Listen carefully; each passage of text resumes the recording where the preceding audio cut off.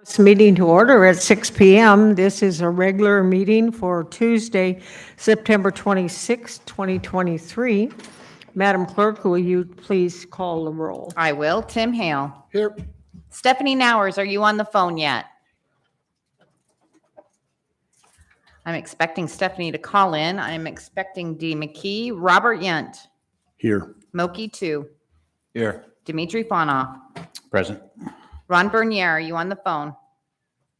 I am here. Thank you. You do have a quorum, Madam Mayor. Thank you. Is there anything members would like to pull from the consent agenda?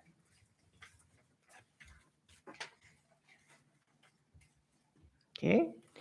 Seeing there is none, then the agenda is approved as presented. If you'll all rise, please, for the pledge, and I'll lead it this evening.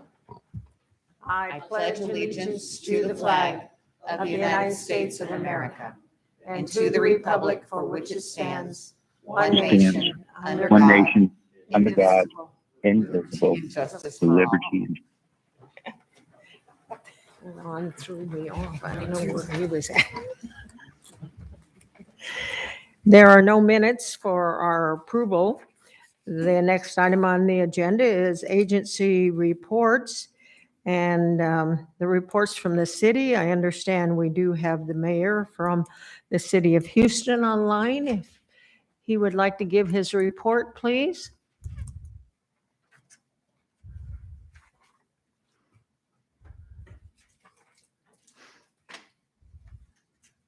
Nope, he's not online. Okay. Okay, thank you.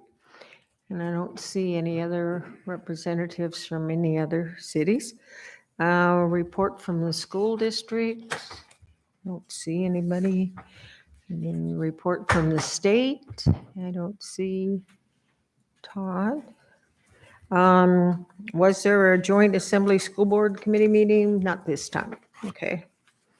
And are there any public relations reports?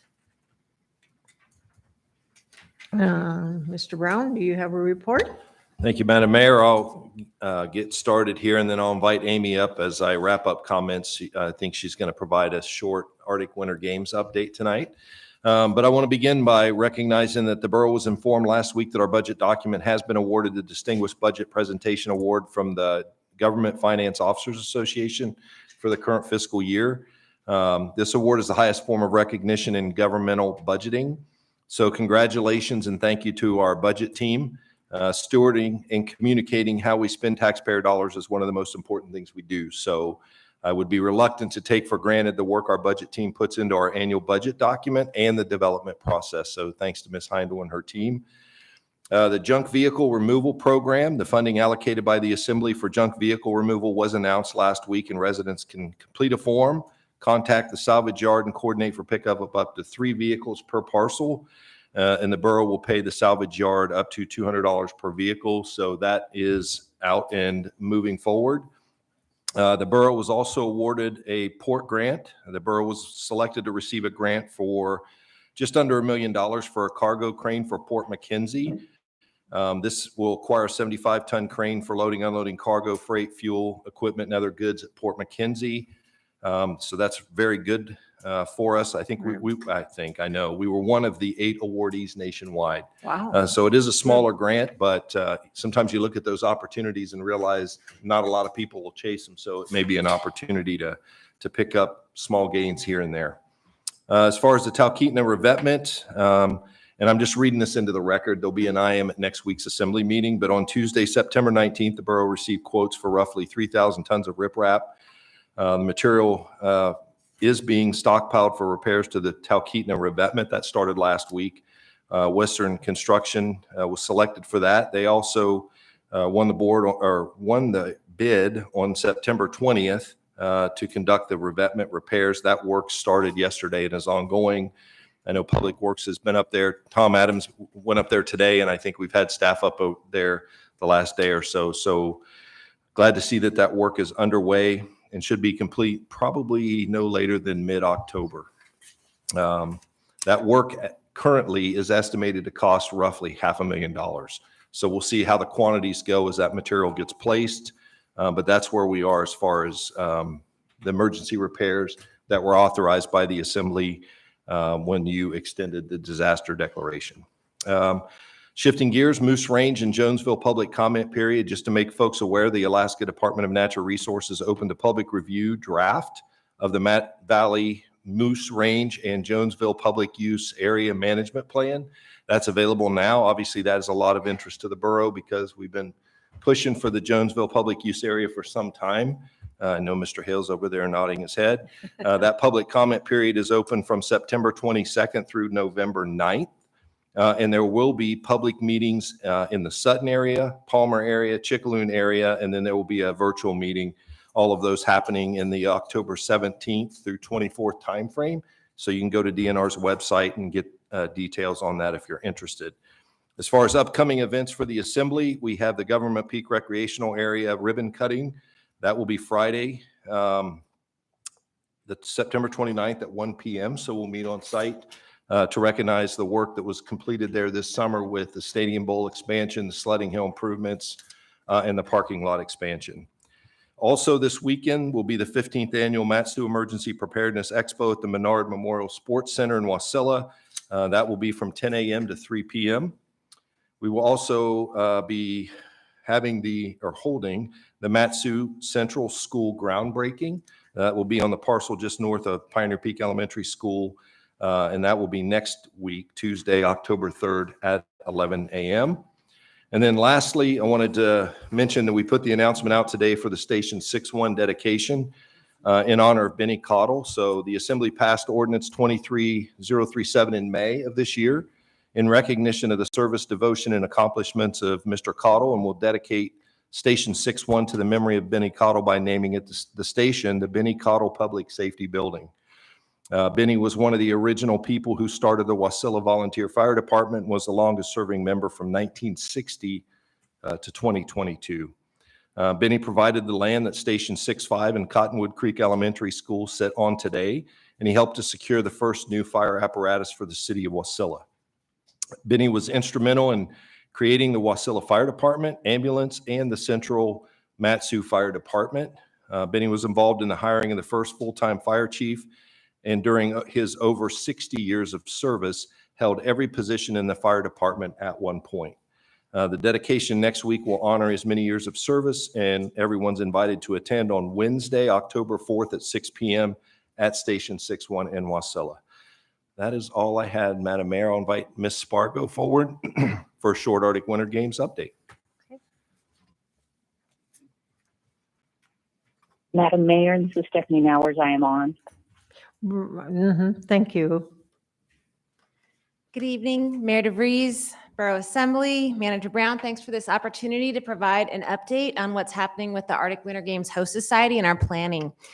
We have much to report. This is a big week for us. We have the Arctic Winter Games International Committee here and all the chef de missions from all the contingents, and this is our final review before the games. We're about 170 days out, and we've got all the planning really done except for the finest details. And so they're reviewing our plans, looking for gaps, making sure that we are ready to move into the what if stage of planning. So what if planes are delayed, or what if a communicable illness breaks out, or what if a bus goes into ditch? So tomorrow, after they've heard from all of our functional areas, we're going to get our feedback, and we'll be just doing fine tuning.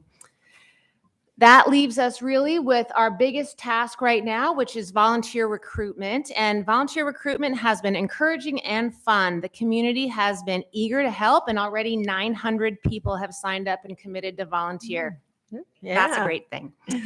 We need 2,000 though, and we hope to reach that number by the end of December. In January, we start in-person and online volunteer training. Volunteers are required to get a background check and online training through Safe Sports to make sure that all our volunteers know how to report anything that isn't safe for youth, and to establish our practice of no private one-on-one adult youth interactions. We're also grateful for the borough lending their expertise and making it possible for employees to volunteer during games weeks. Finances, you'd think that would have been our biggest challenge, and we've been plugging away at it. But even though it's been a lot of work and we've stretched ourselves in some ways, we're happy to report that we are on budget. We've made, I know the ADN article said that we changed our budget, but the budget we submitted in July of 2021 was 7.4 million, and we are on track to make that.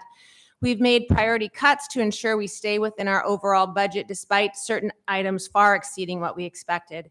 We were fortunate to be awarded a designated legislative grant of 1.5 million from the state of Alaska and are so grateful for the support and advocacy from the borough in this matter. With the previous contribution from the state of Alaska and the Mat-Su Borough, we have government funding for 54% of our total budget. To fill the gaps, the last year was spent writing grants to foundations and seeking sponsorships and donations. A big part of that was negotiating in-kind support for facility use, and we're very grateful to the city of Wasilla, city of Palmer, the borough, and the school district. In addition, we've worked out sponsorships and discounts for seafood, radios, fencing, and a myriad of other useful items we won't have to purchase. All total, at this point, we've raised $750,000 in in-kind donations. Foundation funding has come in from the Mat-Su Health Foundation and the Rasmussen Foundation. Those foundations together was another $750,000 for a total of $1.5 million in foundation grants. Then in April, we hired Cheryl Mativa, which was a stroke of genius. She started as our sponsorship and community engagement manager, and she's been a shining star of commitment and hard work. With her leadership, we are now within 6% of our total budget in raised revenue, and we're working hard to close that gap. We have a big fundraiser coming up on October 17th. We were awarded the opportunity to hold the auction at the CHAR convention at Settlers Bay. And we're looking for donated auction items. I throw that out to everyone that is here. In total, we have to still raise $400,000. That's our gap.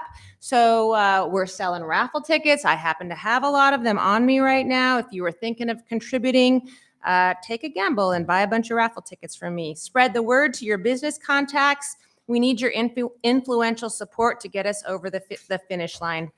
Thank you again for your support. It has really felt like a true partnership with the borough, and I'd be happy to answer any questions you might have. Questions? No? All right, All thanks. right, thank you.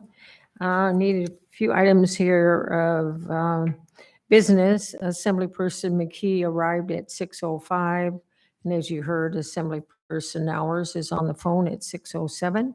And it's my understanding we have the mayor of Houston now on the phone. So Mayor Cole, if you would like to give your report, go ahead, sir.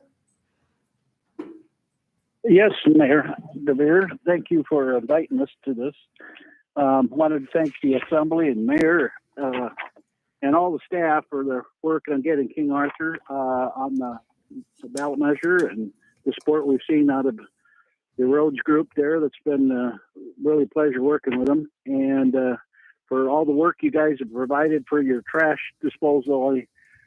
I know our community certainly has been trying to take advantage of it, and I thank the manager for his help in our flood zone area. They're allowing us to use a dumpster there.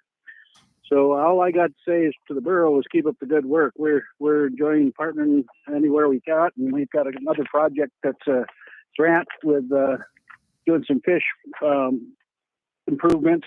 So just want to reach out and say thank you. And Houston's still, it's a beautiful day. Hope you guys get a chance to enjoy it. Thank you, sir. And I neglected, I think, to ask if any of the Assembly people had a question regarding the manager's report. Is there any questions regarding the manager? Yes, Assemblyperson 2, go ahead. On the Talkeetna flood, you said about $500,000. Was that for the material too, the rock and is that the whole project? Yeah, so through the mayor to Mr. Tu, correct. That's material and placement based on the bids. Obviously, if quantities change, those numbers will change. That did include the 900 tons of riprap that was originally staged as well. So it's just over $500,000 as it stands. Mm-hmm. Any other questions of the manager's report? Okay, seeing none. Mr. Attorney? Nothing to update. Okay, Madam Clerk? Mayor and Assembly, I sent out via email the election brochure last week, and I also have it attached to the clerk's report. Does anybody have any changes to the election brochure? No, don't see or hear any.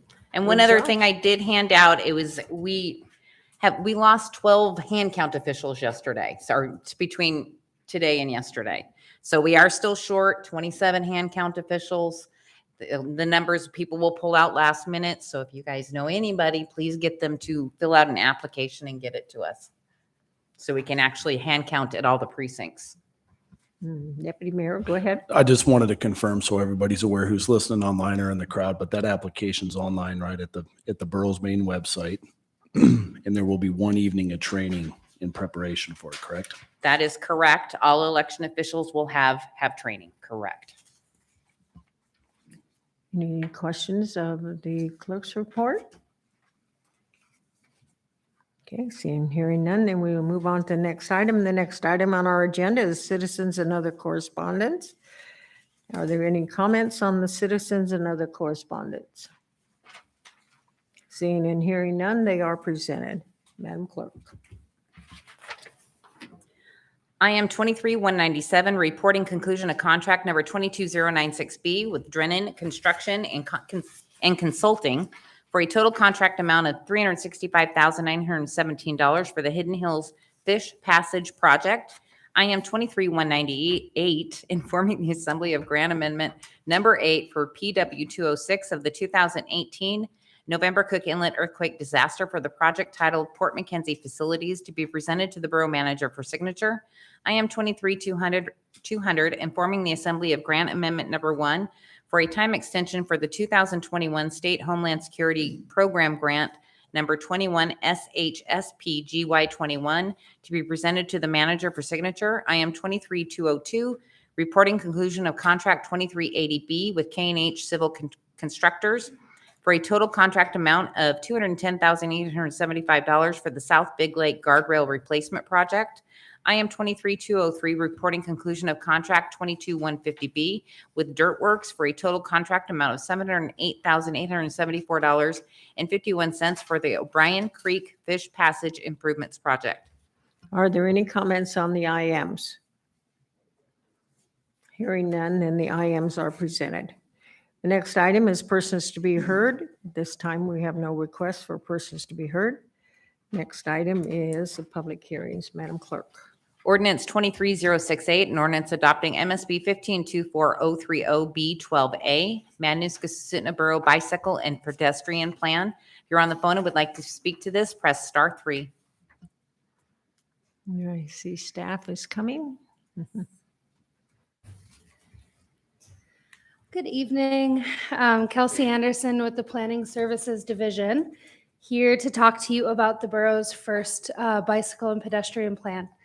So back in 2017, the Assembly adopted our long-range transportation plan, and in that plan, it called out for us to further look at non-motorized transportation specifically.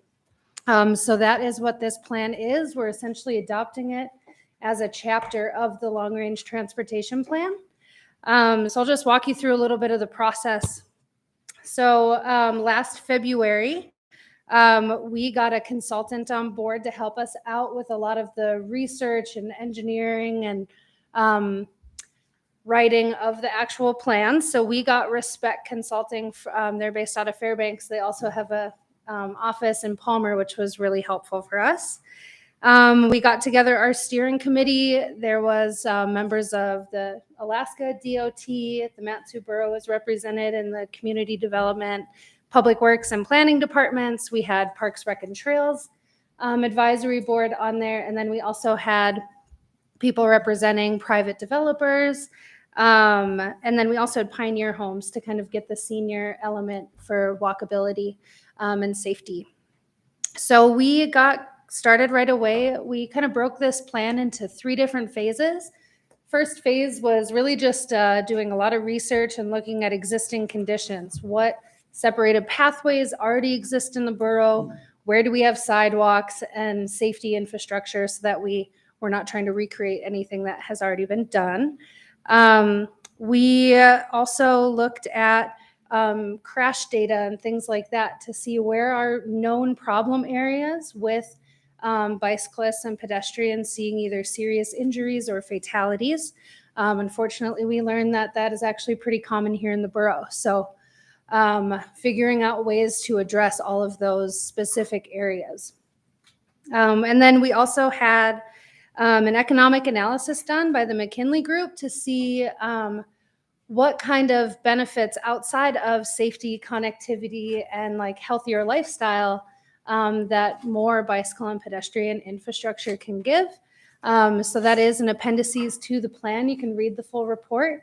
But basically what we showed was that there's a huge amount of opportunity for the borough to, if we invest in bike and pedestrian infrastructure, to see more like adventure tourism and things like that, keeping those dollars in the borough.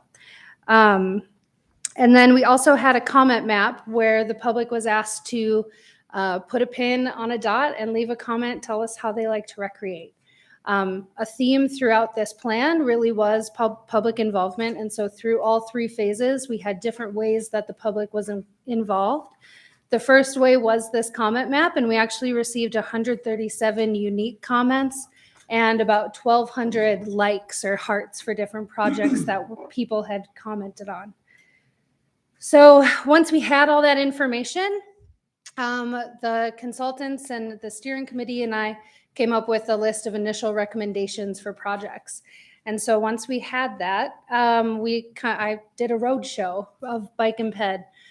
So went to the transportation fair, went to all the community councils, went to the Wasilla Chamber, just put myself in as many rooms as I possibly could to talk about it and to ask people, does this resonate with you? Did we get the projects right? And what are we missing? And we found out that we were missing a bunch. So we have been incorporating public comment and feedback through every phase of this. And that was really the point, because it's easy for us to look at a map and see a separated pathway ends here and another one's over here. So let's put one in the middle. But figuring out where people actually bike and actually walk is difficult because the borough doesn't have any sort of counts or anything like that. So we relied heavily on people telling us where they like to recreate and commute by bicycle and bicycling and walking.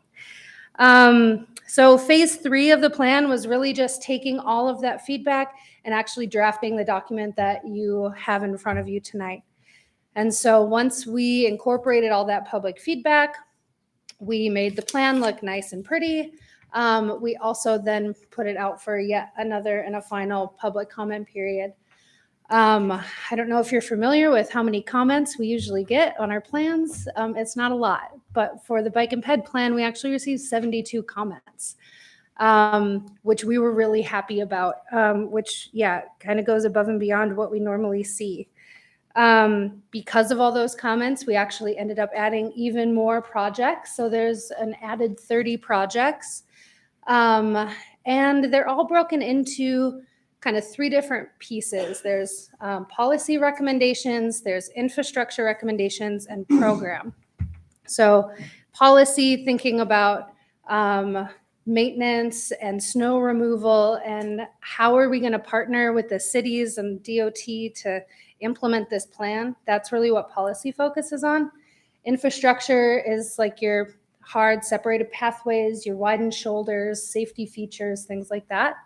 And then programs is either kind of diving into further studies that we realized we needed through this process. One of which, I think should definitely be a priority is a user conflict study, because the major thing we kept hearing from residents, or one of the major themes, was wanting to be able to bike and ATV and snow machine and walk safely in our right-of-ways and on our pathways and things like that. So there's still a lot of work to be done to figure out how do we have everybody recreating the way that they want to safely. That was a little out of the scope of this plan, so it's not really covered, but that was something that we learned a lot about.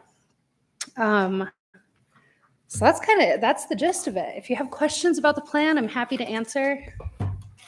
The assembly, any of the assembly members have questions?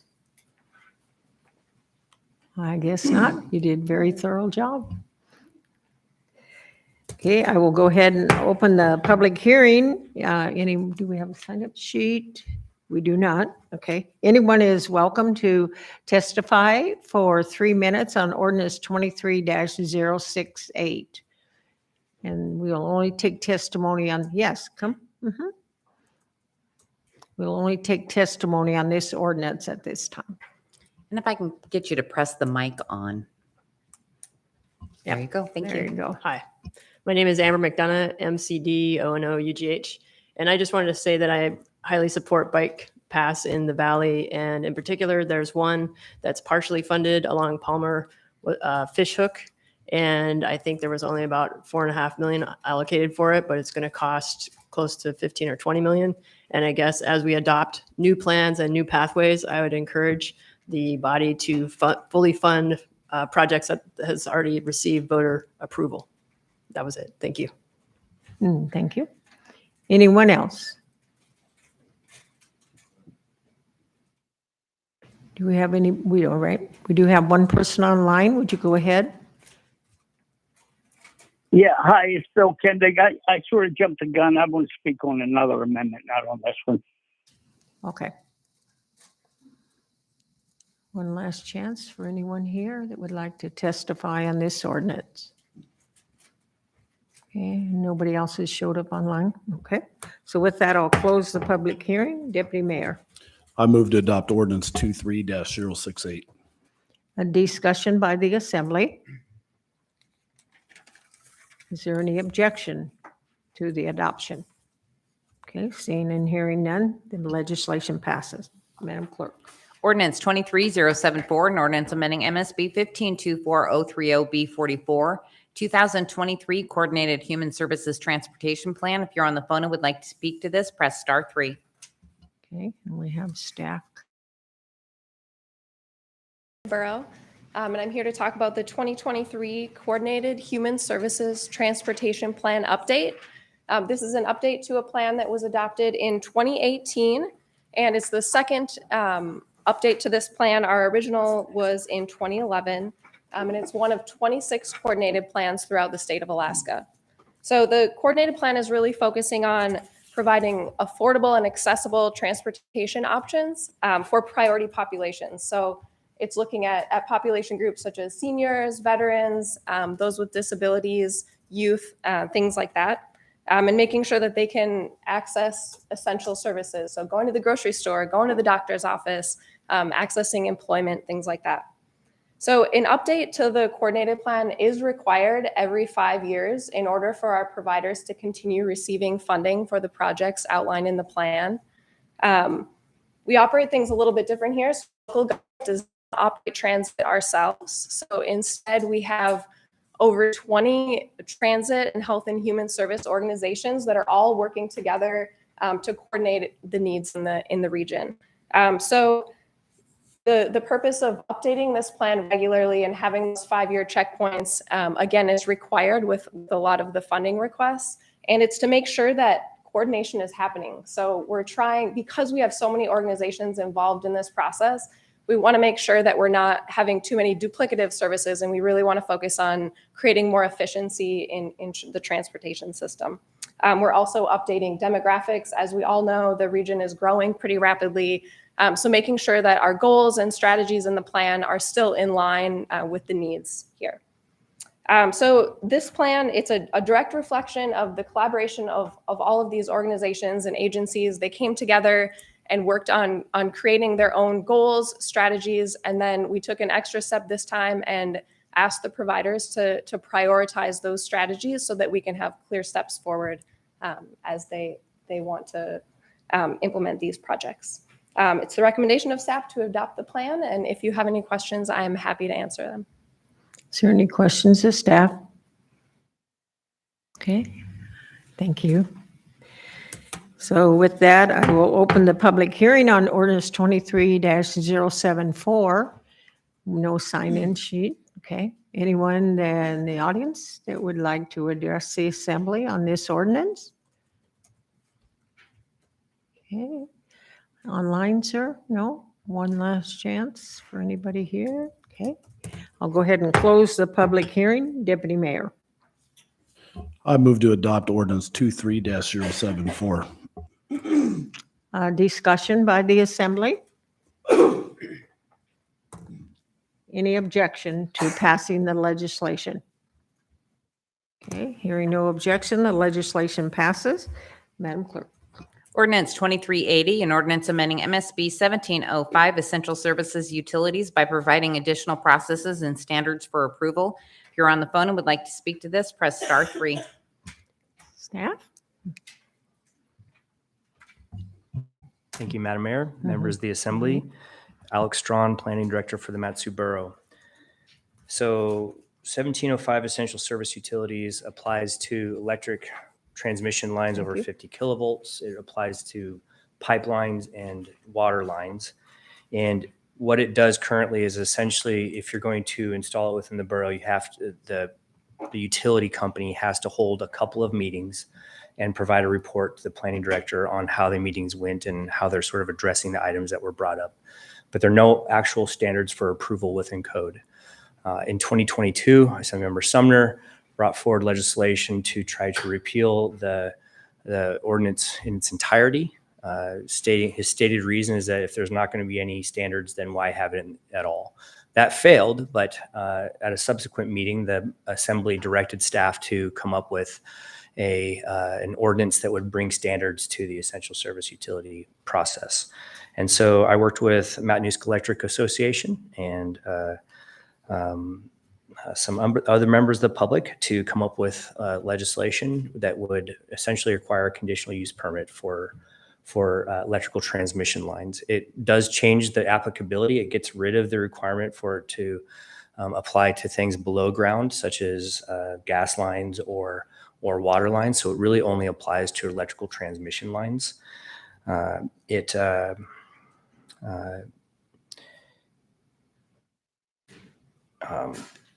So it addresses, some of the standards that are within the code, it addresses visual and scenic resources. It ensures that they aren't interfering with airport. It also addresses potential trespass issues that go along with installing a new transmission line. And it makes it up to the Planning Commission to decide whether it gets approved or not. Of course, that decision is appealable to the Board of Adjustments and Appeals. So this ordinance was run by the Planning Commission. They had a resolution in front of them that recommended approval, but they failed to adopt that resolution, but did not adopt anything else. So the only guidance that we have from the Planning Commission is they don't recommend approval, but we don't know what they're actually recommending. With that, I'll entertain any questions about existing code or what the new code would say or anything like that. Assembly have questions of staff? I guess not, sir. Thank you. So I'll go ahead and open the public hearing on ordinance 23-080, and I do have a sign-up sheet, so I'll call on those that have signed up. John Sinclair.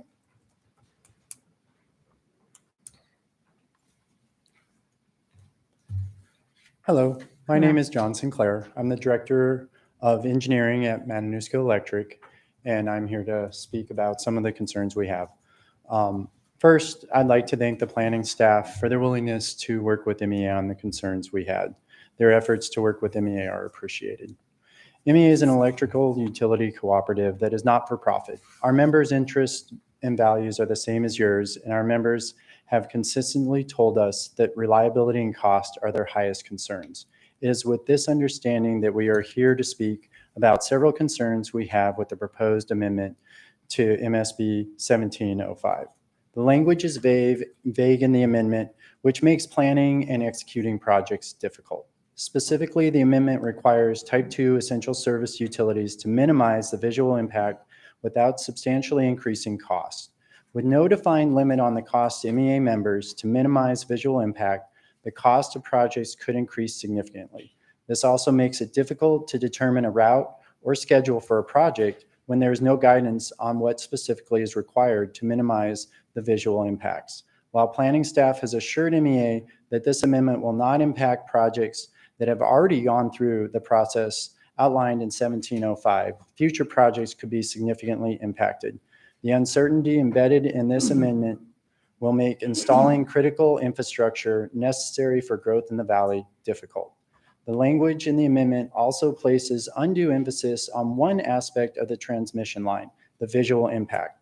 During a recent transmission line routing study, MEA brought together a diverse group to review and provide input into the route selection. We also spoke with our members about route selection. Both indicated their greatest concern was the impact to existing land use, i.e. impacts to existing residents and businesses.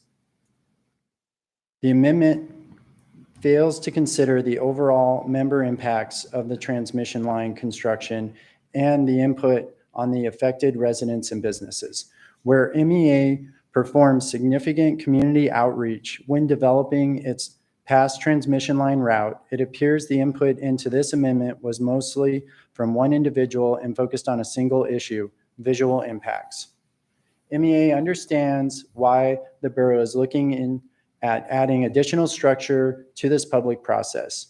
We know that it is difficult to develop requirements that will address all concerns and appreciate the borough's effort to do so. However, there are some significant concerns with the amendment as written, and MEA cannot support the current version. Thank you for your time. Thank you. Amber, McDowell, I guess, excuse me.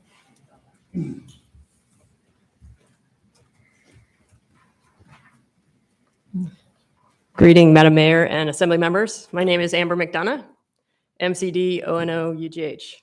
My husband and I have worked as engineers in Alaska commercial construction for 50 years combined.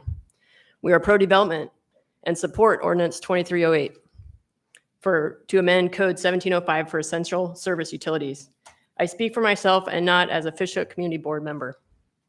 This ordinance is needed because hundreds of borough residents felt that the existing code did not adequately compel Matanuska Electric Association to address land use conflicts that arose during the route selection of its new 20-mile Fishhook to Pittman transmission line. This assembly agreed and voted unanimously in October to direct staff to develop standards of approval for 1705. This change encourages utilities to adopt designs that respond to the concerns identified during public outreach to reduce impacts to property values. These standards for overhead transmission lines will protect the elements that make people want to move to the valley, unique vistas, and the right to privacy and safety without the threat of added trespassing and crime that can follow ill-planned utility corridors. This ordinance is for borough residents, not MEA. MEA does not want this amendment, yet this is exactly why the Assembly should support it. This utilities leadership has a history of not listening to its members, despite its claims of being a member-led co-op. MEA easily dismissed hundreds of concerns voiced about their recent power line route, despite the co-op's bylaws stating that 50 members constitute a quorum. At the last Assembly meeting, a utility rep testified about changes MEA desired, but did not request that the Assembly fail this ordinance. She went beyond her allotted time while ignoring the mayor's repeated requests to stop. After not listening, the rep concluded with, MEA understands why the borough is looking at adding additional structure to this public process, and we appreciate the borough's efforts to do so. This ordinance will not prevent MEA from developing needed infrastructure. It only seeks to increase the accountability to ensure projects are the best they can be. This is evidenced by the utility's participation in the drafting of this amendment. The utility knows these proposed changes are logical, but it will not change unless it must. This change affords the residents of the borough the security that the borough will act as a neutral third party to help resolve their worst land conflicts in the future. I ask the Assembly, therefore, to approve this ordinance. If it is not perfect, seek to fix it instead of dismissing it. Doing so will counter the unchecked actions of a powerful utility who masquerades as a humble, cooperative public servant. Thank you. Julie Estey?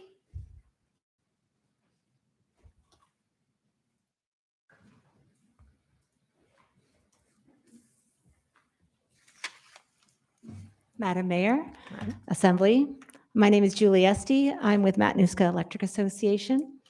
And I just wanted to address, again, a little bit more of our concerns at a higher level. John did a great job of addressing some of our more specific concerns.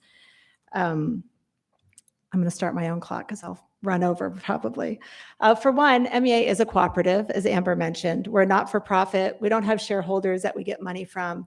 All of costs are borne by the ratepayers, me, you guys, and the people that you serve. And we have a certificate to serve. So as builders build and loads come on, homes and businesses, we can't say, sorry, we don't have the infrastructure to serve you. We have to build that infrastructure. And those costs, the only way to get those costs are through our members. And this is one of the hardest things we do. Nobody says, oh, look at our beautiful landscape, and here's where we're going to put the transmission lines. Nobody wants the transmission lines in their backyard, but we're a growing community and we have the need for power both in our homes and also to create the economic development that this community is so well poised to gain. And I understand that folks are frustrated with the process. I understand that nobody wants these things in their backyard, but the legislation in front of you will not solve those issues. It's not going to make sure that people are all of a sudden happy with transmission lines going up. It doesn't solve then Assemblyperson Sumner's element that there are these new standards, and it does not address the land use conflicts that we heard about recently. MEA is very used to and comfortable with working with CUP processes in other jurisdictions. Typically, there's specific items that are very clear that we can check off and be very clear that we're meeting our members' needs and the needs of the local jurisdiction. It is not clear what is required to meet the CUP. It's a vague, and it also allows one or a handful of members to drive costs up significantly for all ratepayers and stall essential service projections. Projects. It's also very narrowly focused on the view, as John mentioned before. Our citizen working group, made of folks that were put on there by their own community councils, as well as folks from the public sector, identified things like cultural resources, recreation resources, agricultural land use. But their primary concern was existing homes and businesses. This legislation forces us to ignore all those other land uses and focus only on the view. It also looks at, what is a view? The other route that we were looking at in the previous process, it would have been over 50 or dozens of homes, existing homes. Wow, that was fast. Thank you very much for your time. Thank you. All righty, that was all the people that signed up. Is there anyone in the audience that would like to testify? We do have some people online. Okay, the first person online, go ahead, please. Hello, this is Bill Kendig, Kendig, and I'd like to speak on 2308. And as you can hear from some of the prior testimony, this was born from a knee-jerk reaction from the Fishhook to Pittman route that MEA chose. And the alternative was to go down Fishhook Road itself. It would have affected over 50 homes, added millions of dollars to the project, and a lot of extra time to the project. The borough approved the route that was taken, and it is the path of least resistance. All setback requirements and everything were looked at and met. One of the problems I see that's not mentioned is we have some. I sit in a pretty unique position with the Alaska Energy Authority and ADA, and there's a lot of new, affordable, reliable, clean energy coming our way, and the infrastructure money we've got grants coming out. You may have heard of GRIP 1, GRIP 2, GRIP 3 that'll carry this new clean energy. For instance, everybody's probably heard about the 100 megawatt solar that they're looking at. Golden Valley mostly is doing that study, as well as 100 megawatt wind. But the governor is working hard on, there's a lot of geothermal to be had, and he's pretty high on the biomass. And we're going to need this kind of infrastructure to carry this new, clean, affordable, reliable energy. And I would hate to see that. And then, of course, they're going to take the path of least resistance. And I would hate to see that the borough miss out on this because it's tougher to get the transmission that we need to get to these, to get to where we want to be. And I guess that's all I got. But thank you for your time.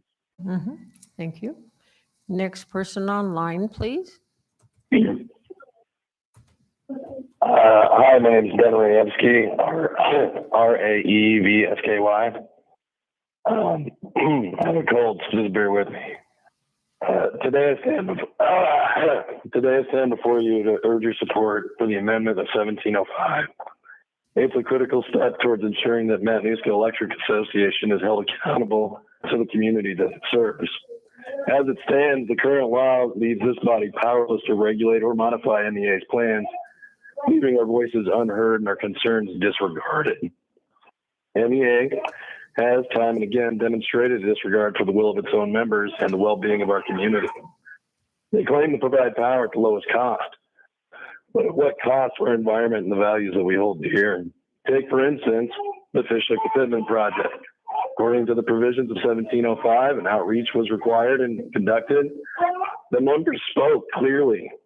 The vast majority of the members voicing their strong opposition to the northern route, citing concerns about the viewshed, impacts on wildlife, ease of maintenance, and more.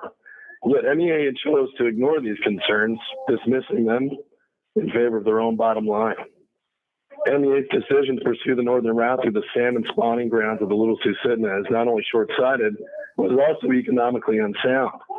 A Borough Commission study in 2017 states that the sport fishing contributes $57 million annually to our local economy and supports 474 jobs.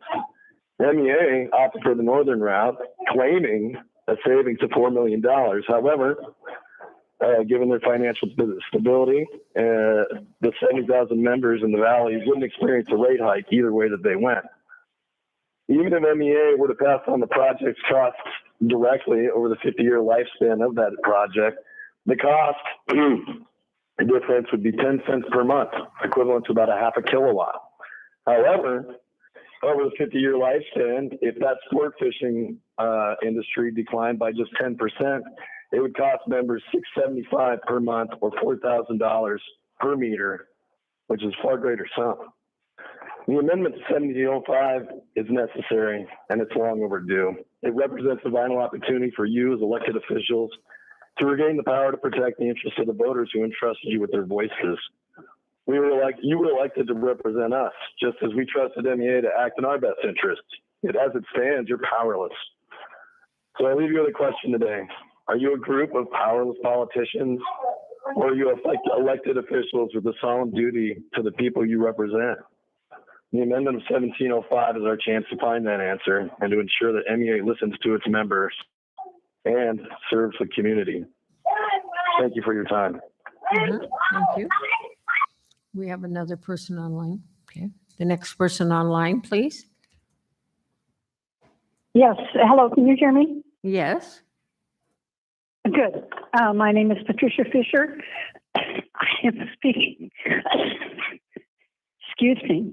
I'm speaking in support of Ordinance 23080. I have spoken at the public hearings on the Pittman to Bishop to Pittman transportation line, and I am still feeling the same way with regard to support for the public on the issue of land use. And that is the issue with this.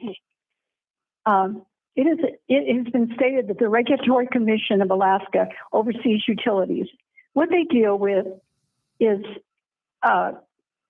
rate structure primarily. They do not provide input like MEA, and I will give MEA credit. During the Pittman to Bishop to Pittman discussions, they came out to the public. They did, but then they didn't listen after that. We gave them feedback. We talked to them. Many times they did not even respond to us. So what I am saying is this is a land issue. It is the responsibility of the Assembly, and I urge you to take that responsibility seriously. This legislation may not solve all problems, but it will bring the issues of new essential utility construction to the public.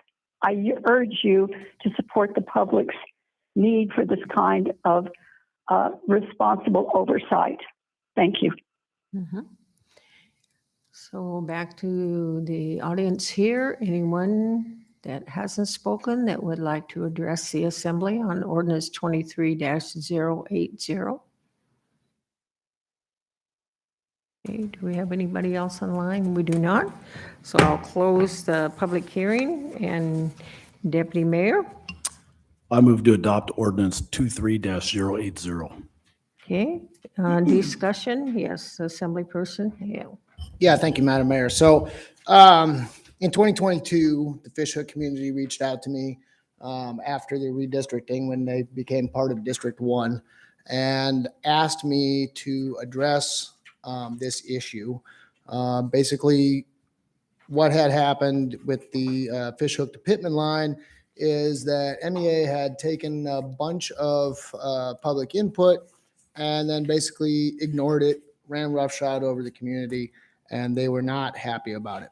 So I asked the assembly here to direct staff to develop an ordinance that would address that problem, and I believe that vote was unanimous. We directed staff to do this, and this is the result. The purpose of this is not to block the development or increase costs of the development of these things. It is to make sure that the public input is taken seriously and taken into account when planning these kind of lines. I do have an amendment here to address a number of MEA's specific concerns with this ordinance, and I will offer it now if that's appropriate.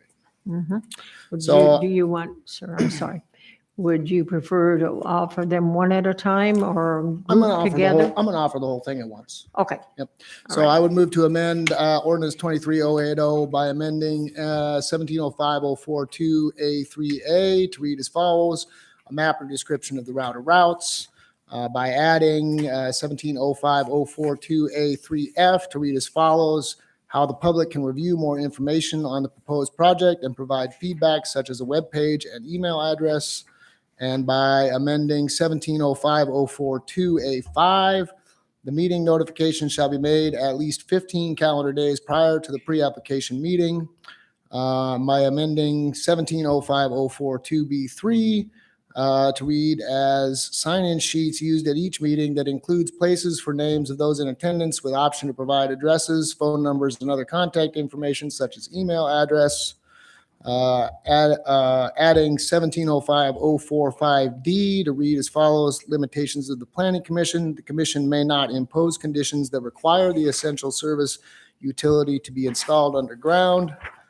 And amending 1705048B1 by removing the words "and without substantially increasing installation or maintenance costs" to read as follows: to the extent that it is technically and reasonably feasible, the location of type 2 essential service utility is such that it impacts on the visual and scenic resources of surrounding properties have been minimized. Okay. So you have the amendment before you. Assembly comments, discussion on the amendment.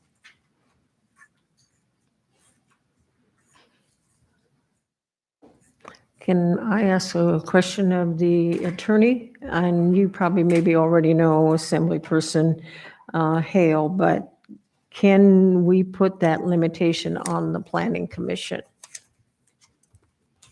Yes. Yes, we can. Okay. Okay, Deputy Mayor. Oh, this is tough. Every once in a while, we're up here and I think we're in a position where there's just no winning. Last year, there was an attempt made to remove 1705 altogether, and I couldn't support that because I don't think we should ever support anything that removes public process. Then there was, we were given a chance to vote on updating this, and I supported that because I definitely think we need more public process. But I have concerns with the amendment. and with the legislation as a whole, anytime there's a lot of open-ended language here, it's part of this amendment, and without substantially increasing installation or maintenance costs.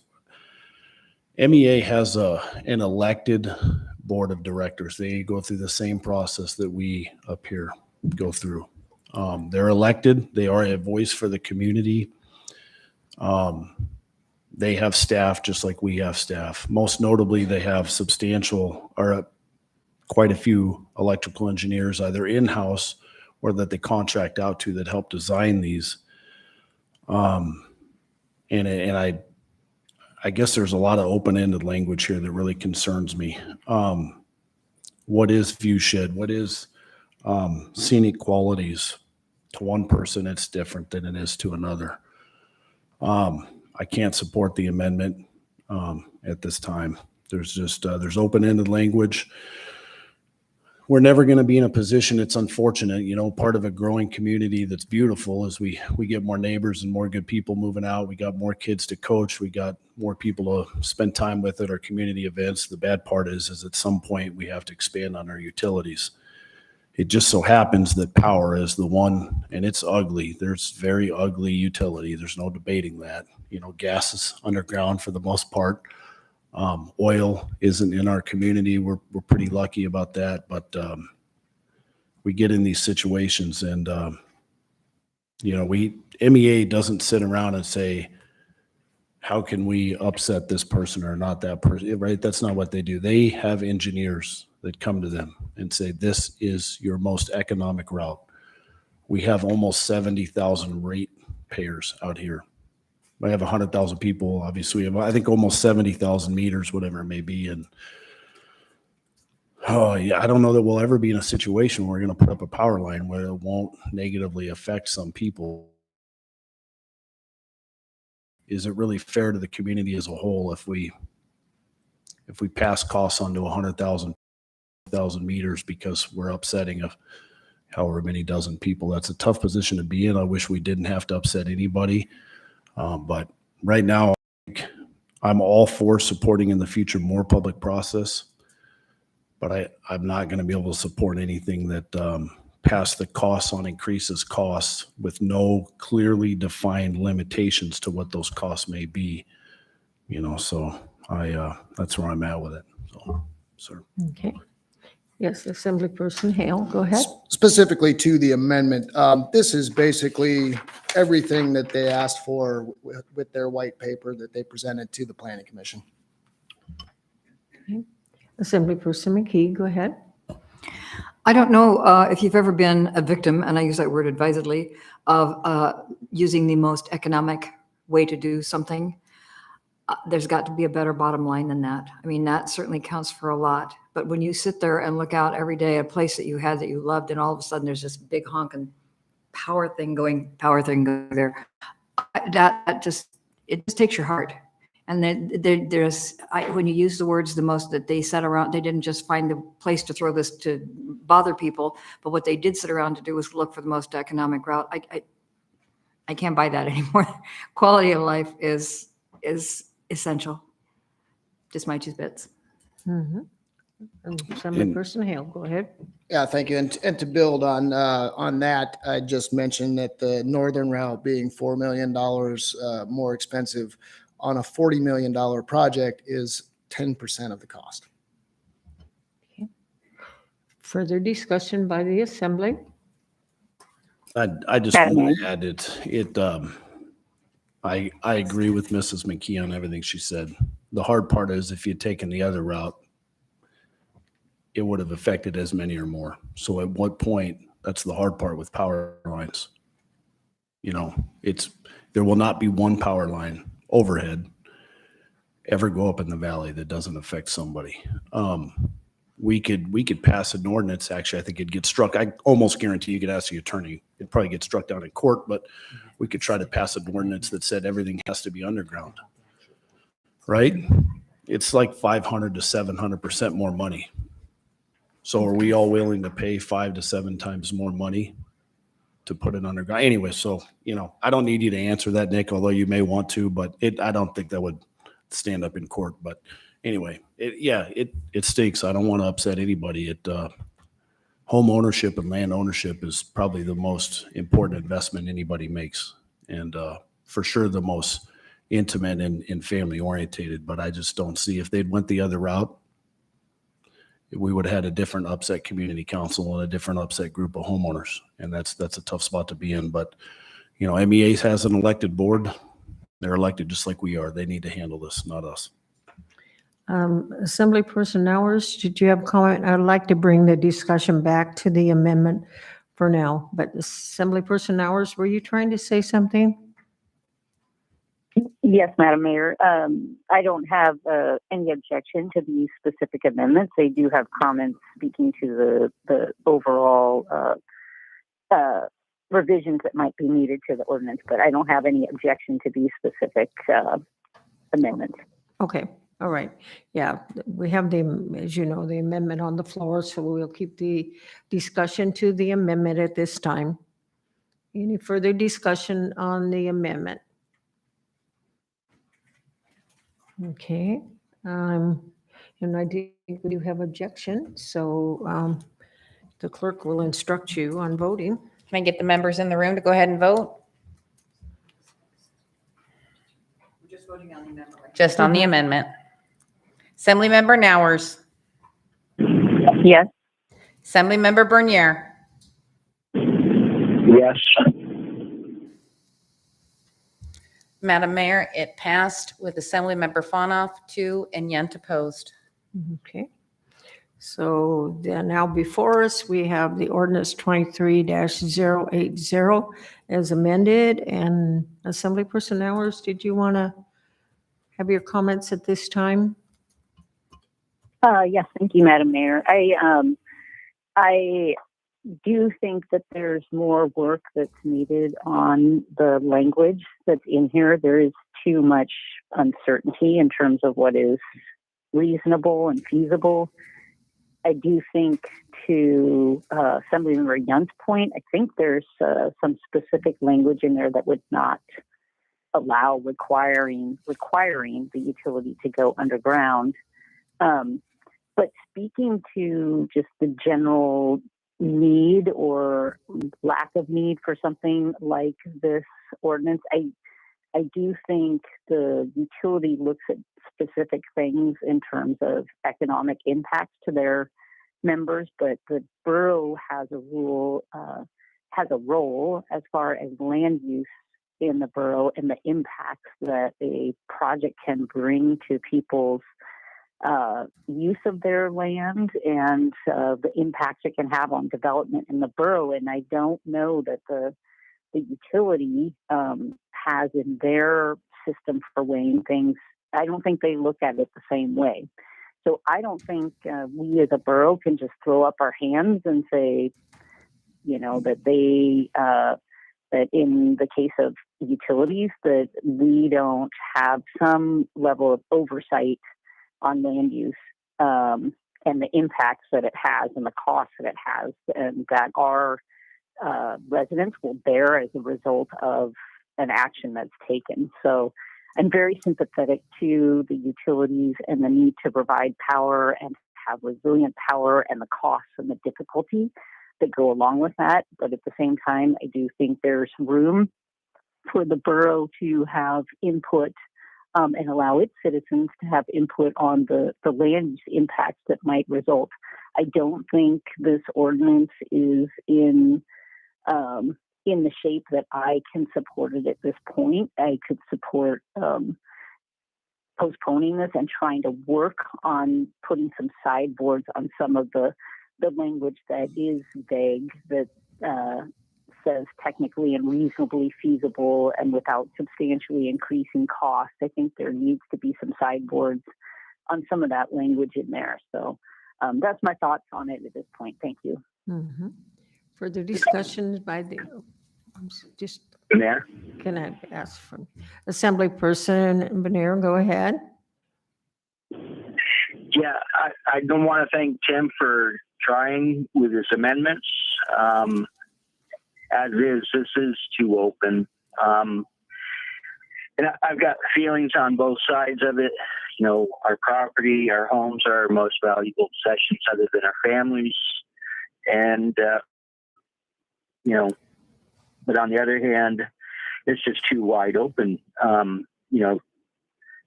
To scenic beauty to one person is totally different to another person. And everybody's going to be upset with some part of it at one point or another. So I will not support this. Okay. Assemblyperson Hale, go ahead. Yeah, thank you. So to Ms. Nauer's point, I would move to postpone this for until the first meeting in January to allow any members who have concerns with this to develop their own amendments and create more specific language, fix it however they want. I'd be happy to take a look at those amendments and support the ones that I think are appropriate. I think that this is an important task for us to take up.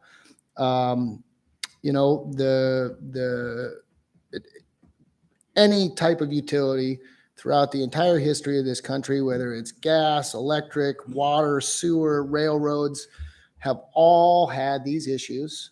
And the only way to address them is through the government. They're not going to consider the types of things that the government needs to consider in order to best represent our citizens. So I would move to postpone this to the first meeting in January so other members can develop whatever amendments they think are appropriate. Okay. Is there any, can I just ask for objection or should I ask for discussion? A discussion. Yeah. On postponement. Discussion, Deputy Mayor, postponement. on the postponement. Yeah, I'm going to support the postponement as well. A growing community is a work in progress, and I appreciate you being able to allow that to move forward, right? It's like I said last year when I supported moving forward with trying to add this to this. It was I believe we need more public process. Where that leads is always a beautiful place. But I did want to leave people with something I didn't touch on during the amendment. As we move forward and you take a look at this over the course of the next few months or whatever it may be, there's history with governments. Well, most notably, in 1996, the Federal Telecommunication Act was born. It was born in regards to cell towers, but I would consider them to be very ugly as well, right? There's nothing pretty about a cell tower. It got so bad with local governments intervening through the early and mid 90s in cell towers that the feds recognized there was an issue and they had to step in. So the legislature passed the Federal Telecommunication Act. You guys can go look into it. Basically, local governments are not allowed to take into consideration health impacts, I believe scenic views. I could confirm that between now and then, but for sure health impacts. So I guess where I'm going with this is when you start working on amendments and different things this next few months, take into consideration that this became such an issue with cell towers. We all want good cell phone coverage. We all want good internet service, whatever it may be. We just don't want it to be in our backyard. We want it around the corner. And when you have close to 70,000 ratepayers, you're never going to be in a position where you're not going to negatively affect 50 or 100 or 200 people, right? We have to take into consideration all close to 70,000 people. And I will tell you, MEA, if it costs more, I'm not going to support it. We're in a time right now where inflation's terrible. It's not always that way, but anything that's going to drive up the costs, I will never support. And so I just hope we could figure out a way to mitigate that as we move forward. Like I said, there's the federal government. This got so out of control with local governments trying to stop cell phone towers in the 90s that, they created the Federal Telecommunication Act. It's specifically for cell towers. And so I would hate to play a part in it eventually being because of high lines, right? They call these high lines, these big power lines. But anyway, that's all I got. I will support the postponement, sir. Thank you. Any further discussion on the question of postponement?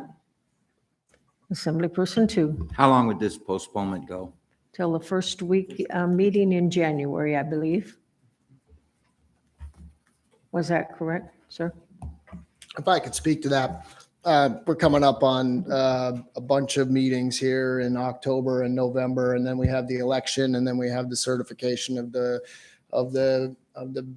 vote, and then we have Christmas, and so first meeting in January gives everyone plenty of time to develop any kind of ideas that they have about how this needs to be developed. I don't think that we're in any big hurry on this. We just got to get it right. Okay, further discussion on the question to postpone.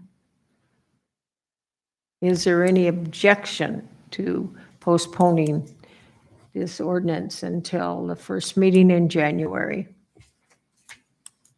Okay, I don't hear or see anybody, so the ordinance is postponed, and I've had a request for a break. 10, let's see, let's come back at 7:25.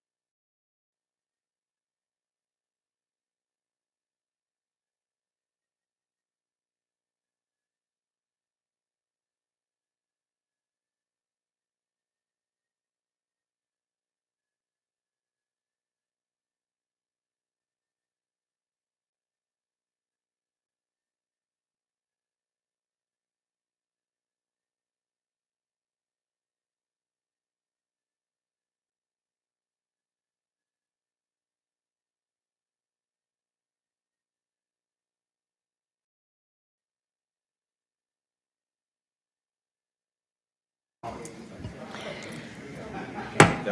going to go ahead and call the meeting back to order, and the next item on our agenda is audience participation. And we do have a number of people that have signed up, and even if you haven't signed up, you're welcome to testify after we hear from the people that have signed up. So the first person we have that signed up is Jackie.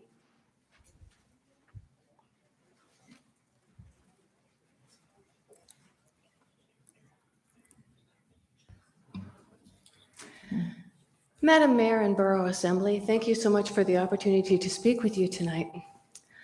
When I first started speaking about Jackie. library books in March. Your name, please. Oh, sorry. My name is Jackie Goforth. Thank you. When I first started speaking with you, it was in March, and it was because I had discovered an extremely lewd, obscene book that was located in the Willow Library. Now, I did have a hearing for that book, and at the hearing, I was told that there was a Matsu Borough policy on how to do the book reconsiderations, how to apply to tell them that you have concerns about books, and that I needed to follow it. So this, I have asked, and I will continue to ask, to have a committee formed to please review the policy, review the books, and find out how the public can deal with this. I had a hearing last week, and I got to speak for exactly 7 minutes. I didn't get to rebut absolutely anything that was brought up. It is completely biased toward librarians, but here's the part that I'm having a real issue with. Number 1, the patron may file in writing a request for reconsideration of library materials. The written request must be signed and dated and sent to the services manager. Upon receipt of the request, the manager shall request the directly affected librarian to submit in writing the results of a discussion with the patron, any steps that were taken to resolve the concerns of the patron, or the reason why the material in question should be made in circulation. Now, I have filed a form with the manager, but I also filed a form with the librarian. And now I can't figure out where he wants the form filed. See, if I'm going to file the form with the manager first, he can't answer it until I've had a meeting with a librarian. But if I'm going to meet with a librarian, how do I set up the meeting? Do I give her a form? Do I keep the form? Do I have 2 forms? Do I have to even send her a form? But he's not going to be able to find out if there's been a meeting and what the discussion was once I give him the form. The very first thing it says is, you send the form to the manager. And then he will call on the librarian to tell him what the results of the discussion was. But now I'm finding out that I have to give a form to the librarian, but the form has to go to him. I'm telling you, the whole policy is written like this. One of them says, they have 20 working days to respond to me. And when I wrote back and said, it's been 30 days, when can I expect an answer? He wrote back that the policy has been changed. And it's changed now to, they have a reasonable time frame given workload considerations. Seriously, please. We need some help as a public to do something about these books that are at the library. I'm asking, please, to form a committee to look over the policy and the books. Thank you. Thank you. Karen?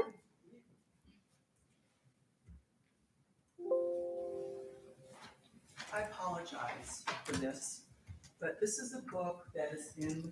Can you wait till you get the mic, please? Thank you, I lady. apologize. Sorry, Madam Mayor. It's okay. Thank you for hearing us. My name is Karen Lewis. It's ridiculous. It's beyond ridiculous that we have to sit here and fight to get pornography out of the hands of children.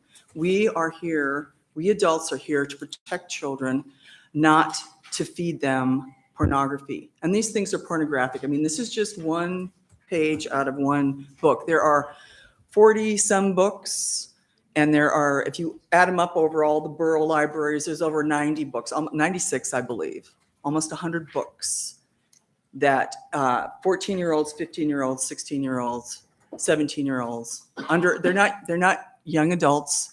These are children until they're 18, and they have access to pornographic books. The books are put on the shelves by the librarians. So there's something very wrong with the thinking of librarians. They say they look up how they're rated, publishers. They look up how publishers have an interest. It's called money. Writers have an interest. It's called money. They should not go by the publisher's what the publishers say, because the publishers want to make money. They need to get the book out there. The librarians put these books on the shelves. And it is illegal. It is actually a Class C felony to give these books to children. This is our Alaska law. It says a person commits a crime of distribution of indecent material to minors if the person being 18 years of age or older intentionally distributes or possesses with intent to distribute any material described, which is the person knows the material depicts the following actual or simulated conduct: sexual penetration, the lewd touching of a person's genitals, anus, or female breast, masturbation, bestiality, the lewd exhibition of a person's genital, anus, or female breast, or sexual masochism or sadism, and material is harmful to minors. That's all in there. That's all in these books. The section harmful to minors means the average individual applying to contemporary community standards, which we are a very conservative community, 75%, conservative, would find that the material taken as a whole appeals to the prurient interest in sex for persons under 16 years. Yes, that's. A reasonable person would find that the material taken as a whole lacks serious literary, artistic, educational, political, or scientific value for persons under 16 years of age. I haven't seen every one of them, but what I've looked at, yeah, they're all garbage. They're garbage. And the person putting them on the shelves are lacking moral integrity. 3, the material depicts actual or simulated conduct in a way that is patently offensive to the prevailing standards in the adult community as a whole with respect to what is suitable for persons under 16 years of age. Okay, it says distribution of indecent material to minors is a Class C felony. So we need a community. We need a library committee from you guys, please, because these guys, it's circular. They say, no, we're going to put it back on. We contest it. No, it's going to stay there. They don't think right. We need help. Thank you. Mm-hmm. John Halligan? Can I defer to allow Sherry Hinshaw to speak first? Let's see. Sure. Yeah, that's fine.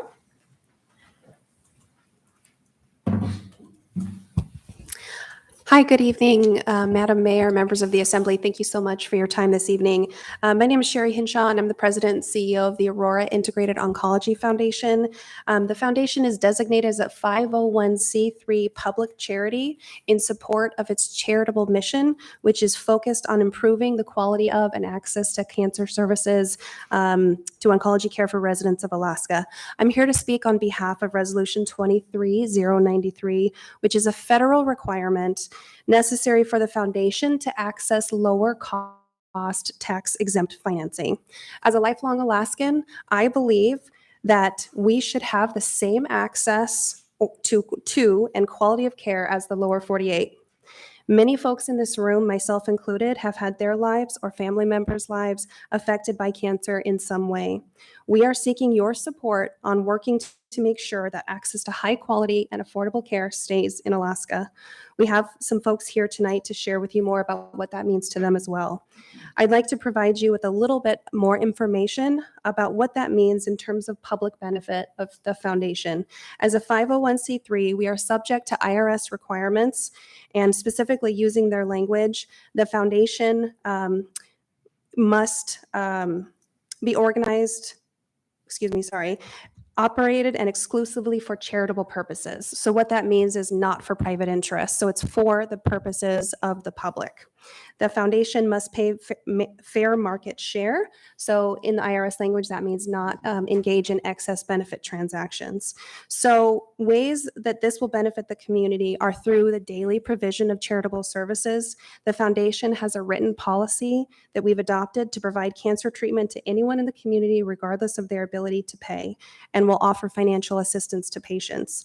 By creating this nonprofit structure, we're making significant steps towards the goal of ensuring that Borough residents have continued access to high-quality oncology care for decades to come. As this was a question raised at the September 5th meeting, we would like to share the shared legal analysis that health powers are not a requirement for approving this TEFRA resolution. Tax-exempt financing has been used to fund many non-healthcare projects, and a local jurisdiction holding health powers is not a requirement for approval. If we're unable to access tax exempt financing, the additional cost is approximately $200,000 a year for the length of debt service, which is over 20 years. This adds up considerably in terms of increasing the cost of care, and that's $200,000 a year that we could use for patient housing, transportation, additional support services for the mission.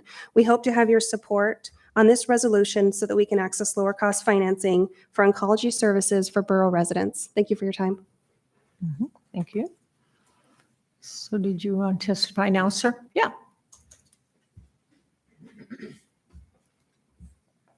Good evening, Madam Good Mayor evening. and members of the Assembly. I'm Dr. John Halligan. I introduced myself last time. I'm the managing partner and senior physician for Advanced Oncology Associates, and we staff at partially owned cancer centers here in the Mat-Su, Anchorage, Soldotna, and Juneau. And I'm here to speak in support of the same measure 23-093.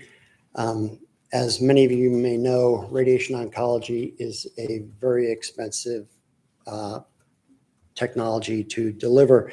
The typical linear accelerator costs somewhere between about $2.6 and $4 million. The software and extra computers for treatment planning and things run several $100,000. Additionally, a CT scan to plan radiation therapy is another $600,000 to $800,000, and the vault alone to shield the radiation is actually usually over $1 million. To continuously run these centers, service contracts alone for each of our centers run in the $300,000 to $350,000 a year. We seek to continuously improve the quality of care and maintain that quality of care even while the reimbursement in Alaska is decreasing. And we believe that doing this through a tax-exempt bond will, as Ms. Hinshaw just mentioned, allow more funds to stay in the community and allow us to achieve our goals. Within each of our centers, just in the last 2 years, for each center, we actually invested an additional $250,000 to $270,000 in newer technology to increase the precision of radiation, adding up to well over $1 million. We anticipate continuing to desire to do this going forward, and it will become much more financially viable if we can do this through the tax-exempt bond that we're talking about, and also by saving some of the funds that would go to the federal government and keeping them here in the state of Alaska.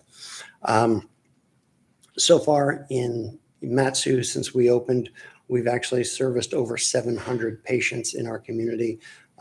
We actually took care of over 150 new patients last year in the Mat-Su Valley, and we anticipate these numbers to grow as our patient population and actually the population in general in the valley continues to grow. We have a strong desire and an overwhelming aim of this foundation to continue excellent and state-of-the-art care in Alaska, and I ask you to support this amendment. Thank you. Thank you. And let's see, Jake, he's gone. Huh? Does anybody know if he's coming back or? Oh, he's on the phone. Okay, alrighty, we will come back then. Jennifer.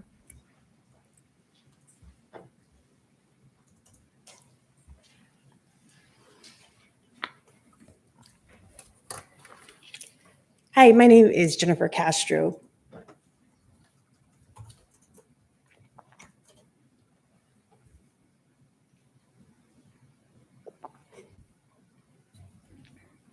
My 70-year-old mom was diagnosed with stage 4 pancreatic cancer in May. And so I'm actively working with her to find good treatment locally. And it's terrible in Alaska. Just going with her to different chemo treatments in oncology offices, they barely have functioning machines to get her through a complete treatment. And those chemo treatments cost $6,000 a piece. There's so much more advanced things available for cancer treatments, but we don't have them here in Alaska. So we've actually had to go out of state a few times already just to receive treatments for her. And she's a born and raised lifelong Alaskan. And she can't get life-saving treatment here. It's hard. I know Assemblywoman Nowers, who I respect and look up to, had a hard time justifying support for this resolution due to public interest. But cancer is the second leading cause of death in the US. So there's your public interest. And it's sadly going to take the lives of a few thousand Alaskans this year.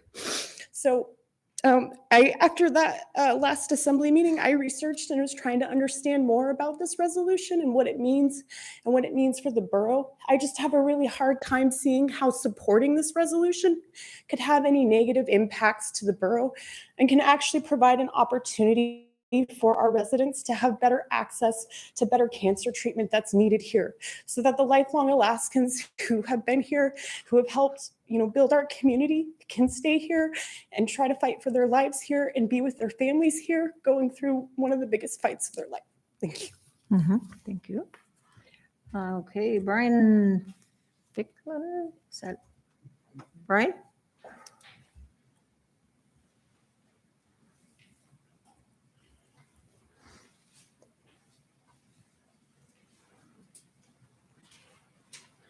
Hello, everybody. I'm Brian Ficklin, owner-operator of Ficklin Construction.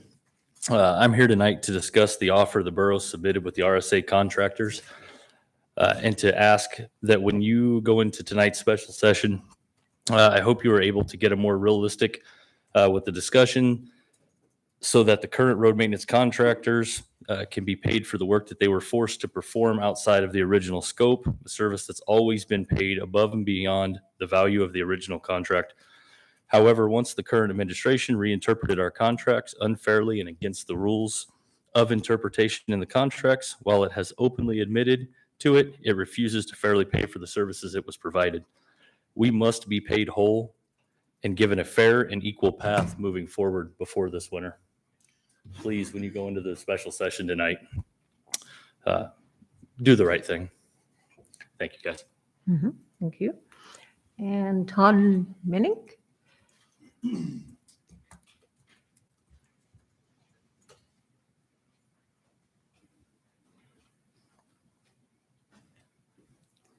I'm going to make Mr. Brown and Mr. Yunt jealous of my hair. My name's Todd Minnick. I represent Big Dipper Construction. I'm also here, like Mr. Ficklin, to talk about the homeowner snow offer that the borough made to us September 7th. They sent it out. It was a COLA offer in conjunction with, if you're not aware of it, in conjunction with an offer to sign away any current or future homeowner snow claims, which is outside of the borough's RSA contracts. We hold RSA 9, 14, and 17 for a total of 288 miles. And for us to sign that offer, one, they shouldn't be combined, the COLA and the homeowner snow claim. I don't know why they are. They did. They combined them in hopes that we would want to sign to get the quick money that they promised they'd pay us back pay for a couple months. Long story short, it's not going to work for us. It won't work. We can't sign it. We need the borough to come to terms with the 20% COLA adjustment in and of itself is definitely something we could talk about, not to include the homeowner snow and not to sign away your present and future homeowner snow claims. So I hope tonight you guys go to your meeting and think about what exactly the offer was and how you can come back with something that's reasonable. Thank you. Thank you.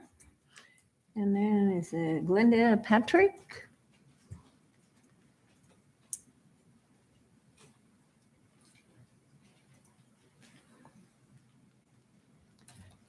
Good evening. Thank you for having me. I've come to speak on behalf of the 093. I came to the Valley about 18 months ago when I got cancer. I lost my husband to cancer 3 years ago, and we left the state for his treatment because we'd exhausted everything that was available. We were living in Valdez. He was a number.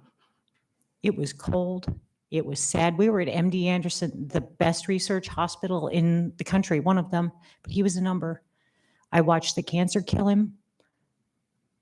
I watched the lack of compassion kill him as well, and I was powerless. So when I got my own diagnosis, I flatly decided that no matter what, I would not leave this state because I wasn't going to die alone like that. I have really good insurance. I had wonderful care here in the Valley. I didn't go to Anchorage. I didn't want to be in Anchorage. It's miserable up there.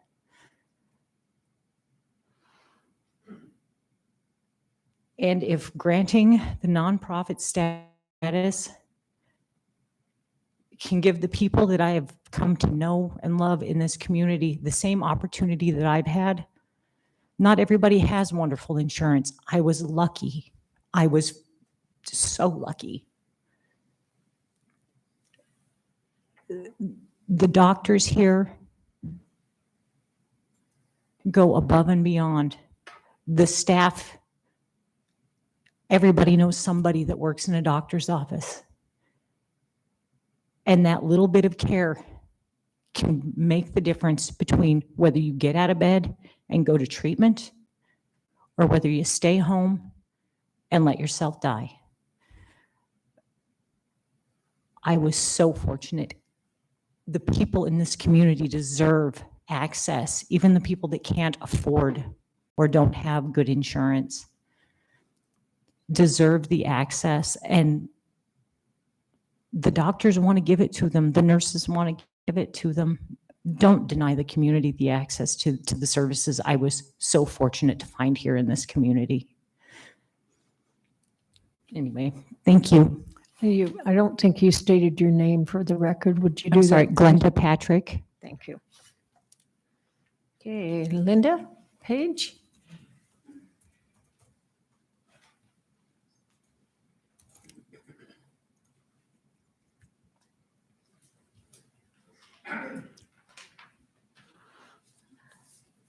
Dear Mayor and Hi. Assembly members, my comments are in regard to the Water Body Setback Board. Mhm. The Borough website listed the recommendation for the board was a bit confusing with the two people listed off to the side. From what I read, the applications were timely and they seem to have good experience. I saw a possibility of conflicts that was concerning. In a situation like this board, I don't appreciate when friends choose friends just because they might be a friend or connected some way through business that would be influenced by the final outcome of the board. Due to the situation at hand, the need for thinking about the valley as a whole is the most important. The violators, including the builders or home buyers, should have thought about building new or purchasing already built homes that were not following the code. Violations also were caused by a huge lack of duty and responsibility by the borough by not following their own codes. Now there's a mess, and I hope the final individuals appointed will take into consideration everyone in the valley and not just the violators. After all, much money is to be made by sellers, lenders, home builders, and more with an inappropriate outcome. All other Valley residents will pay with future problems with water quality. I also have an opinion that because Assemblyman 2 and Assemblyman Yunt had first introduced a change in the setback, that they should recuse themselves from voting on this. Thank you. Linda, I don't think you, Linda, I don't know if you did say your name for the record. Oh, I'm sorry. Linda Page, you did too, though. Thank you. Thank you. Terry?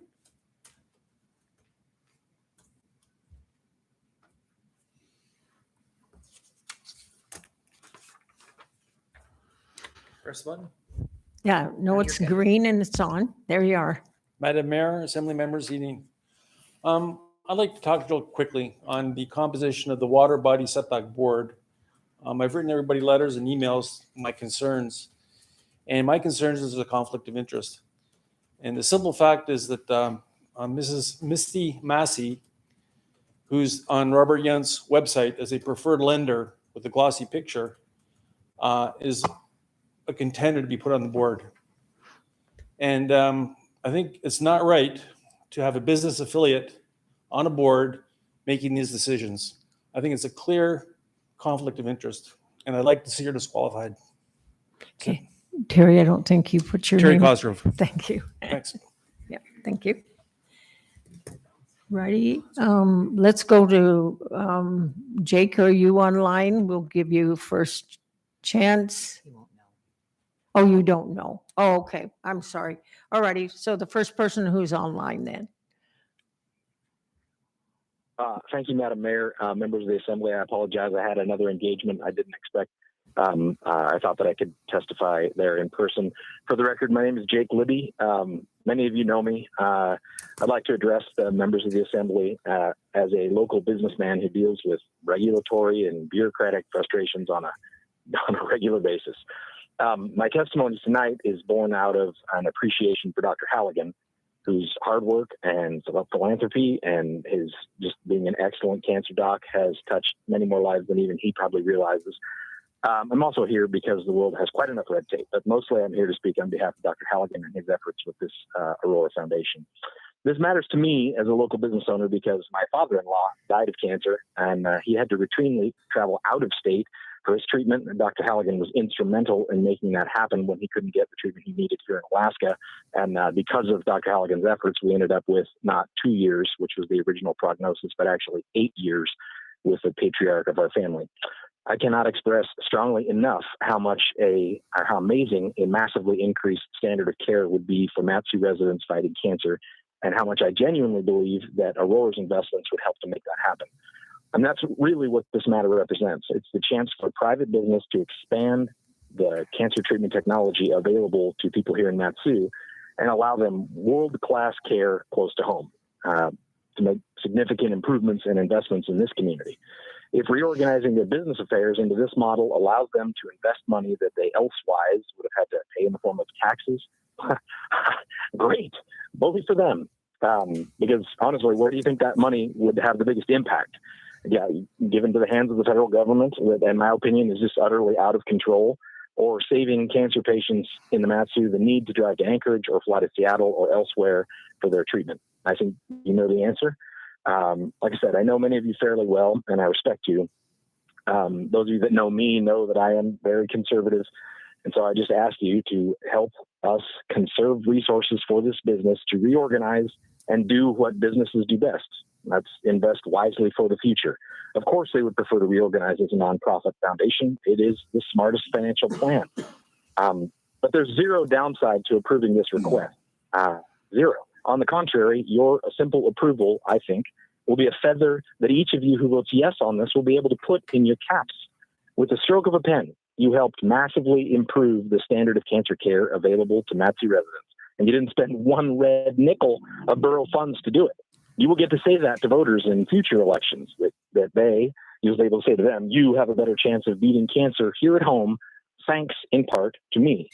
That's what I think a yes vote would mean in this instance. And it's something that I think you could be proud to brag about, because in this deal, no one loses, in my opinion. This is just the removal of an obstacle and the unnecessary malinvestment of their financial resources, plain and simple.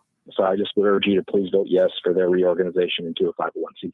And thank you for your time. Okay, thank you. The next person online, please.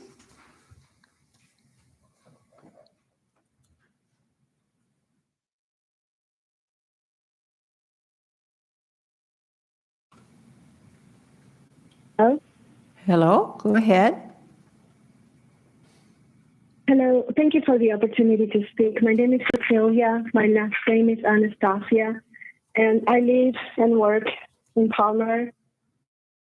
And for the last year, I have battled a brutal cancer.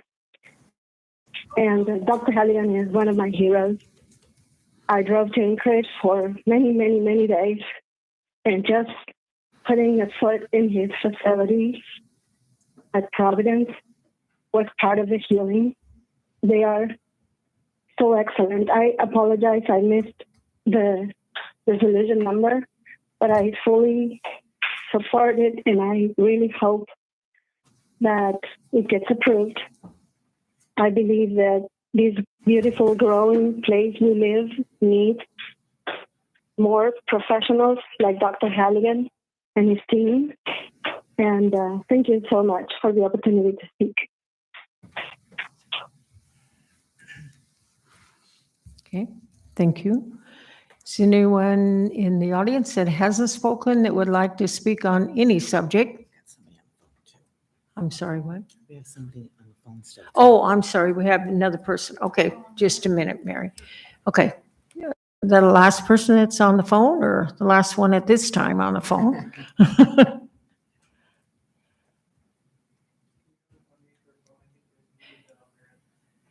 do they unmute?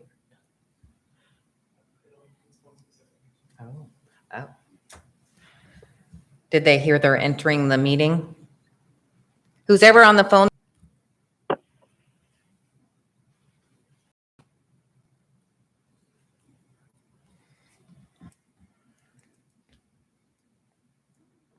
Okay, why don't we go ahead and take the testimony here then, and maybe they'll have it figured out, or we'll be able to connect with them. Thank you.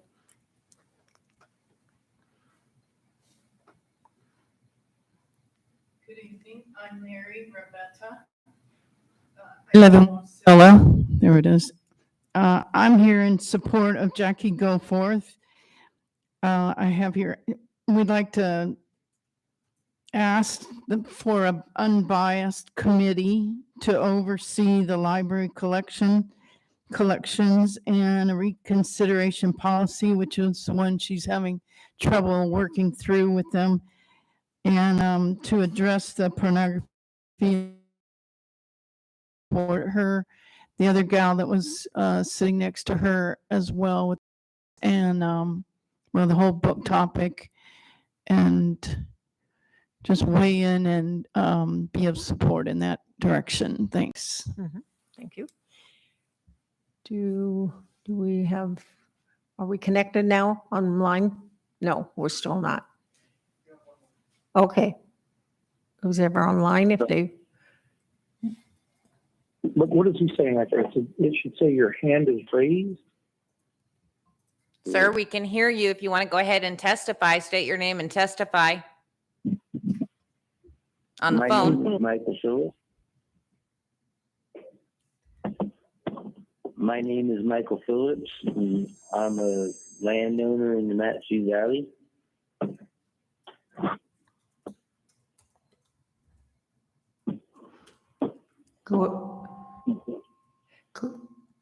I would like to know why Moki Twos is bidding RSA contracts. Isn't that a conflict of interest?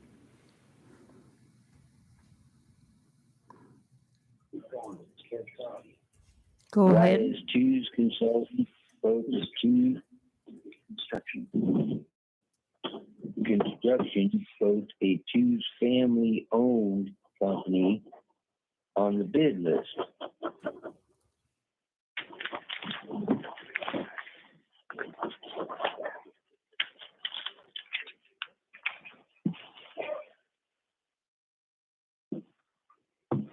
As a homeowner out here, I understand the RSA contractors are critical to the flow of traffic and safety to the citizens in Matsu Valley. I understand that multiple contractors are facing litigation with the borough as a result of the 22-23 winter snow season.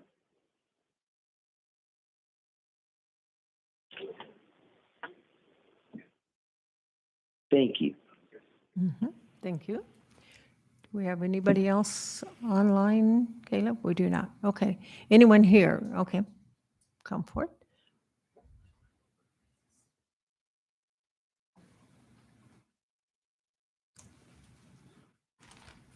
Yes, good evening. My name is Gene Holt, Holt, and I'd like to address Mayor DeVries, Borough Assembly, Borough Manager, and Borough Attorney.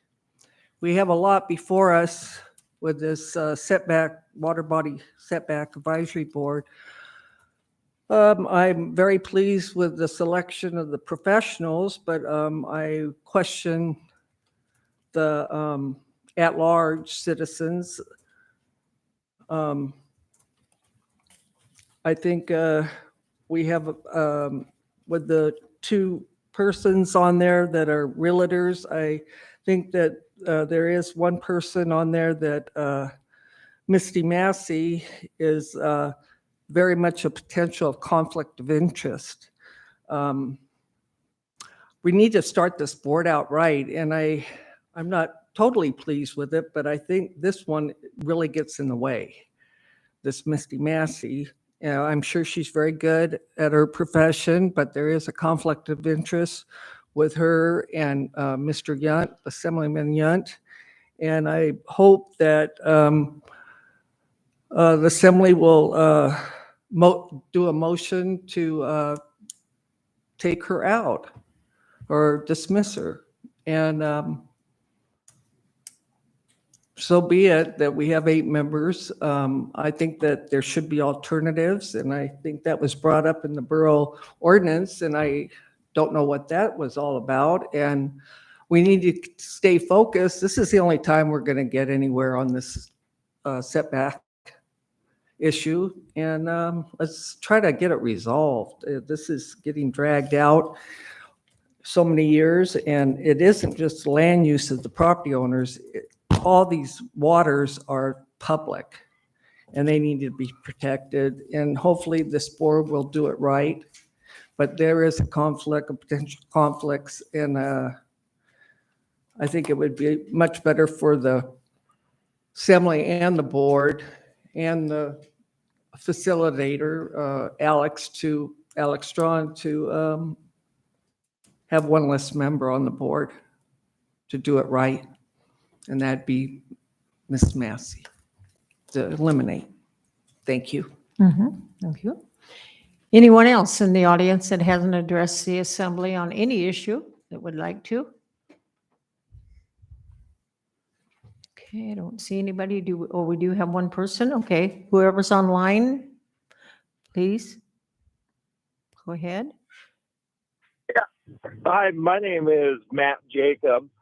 I worked for the borough as a road maintenance superintendent for 3 years. I'm calling in on the homeowner snow after reading an article in the newspaper. And I want everyone there to be aware that the first 2 years I worked for the borough, we had additional maintenance funds that we would use to clean up homeowner snow. Our contractors would come through, plow the roads to full width. Homeowners then pushed their snow out into the road in the cul-de-sacs, making them unsafe for the traveling public, emergency vehicles, to the point where they fill up cul-de-sacs where ambulances can't turn around, fire trucks can't turn around. It's been an ongoing issue the 3 years I was there and the 1 year that I worked for one of the contractors. And we used to remedy this with additional maintenance funds because the Matsu Borough is unwilling to enforce code compliance or to even send code compliance out there. Dom Thomas and Tom Adams are ignorant and arrogant. All the road maintenance supervisors took this problem to them with other problems, trying to resolve it on problem reporter, everything you can name of, and they would not listen to us. I would get phone calls, text messages, emails from all of my contractors about this problem daily. Their operators would call me. We would go to management. There would never be any resolution or no help. So the contractors did not come to the borough after the fact. It's been an ongoing issue for years. You could go through purchase orders through Russ Craft, and you can see that for years the borough has paid for homeowners' snow because it's the right thing to do. It's the way to keep the public safe. And if the borough's not going to find the homeowners, how does that become the contractor's burden to bear? The management you guys have in there is pretty ignorant and arrogant, and it needs to be figured out because I am a taxpayer as well, and people in my neighborhood do it, and I don't expect a business owner to lose money because the borough is unwilling to take care of their own business and do their own job. So just so everybody there knows, as a superintendent and a borough employee, this has been an ongoing issue for years. Okay, thank you. We have another person online. Okay, go ahead. Who's ever on the line? Okay, I'm calling in regards to the RSA contractors as well. My name is Tyler Blajeski. I was a former road superintendent for the Matsu Borough.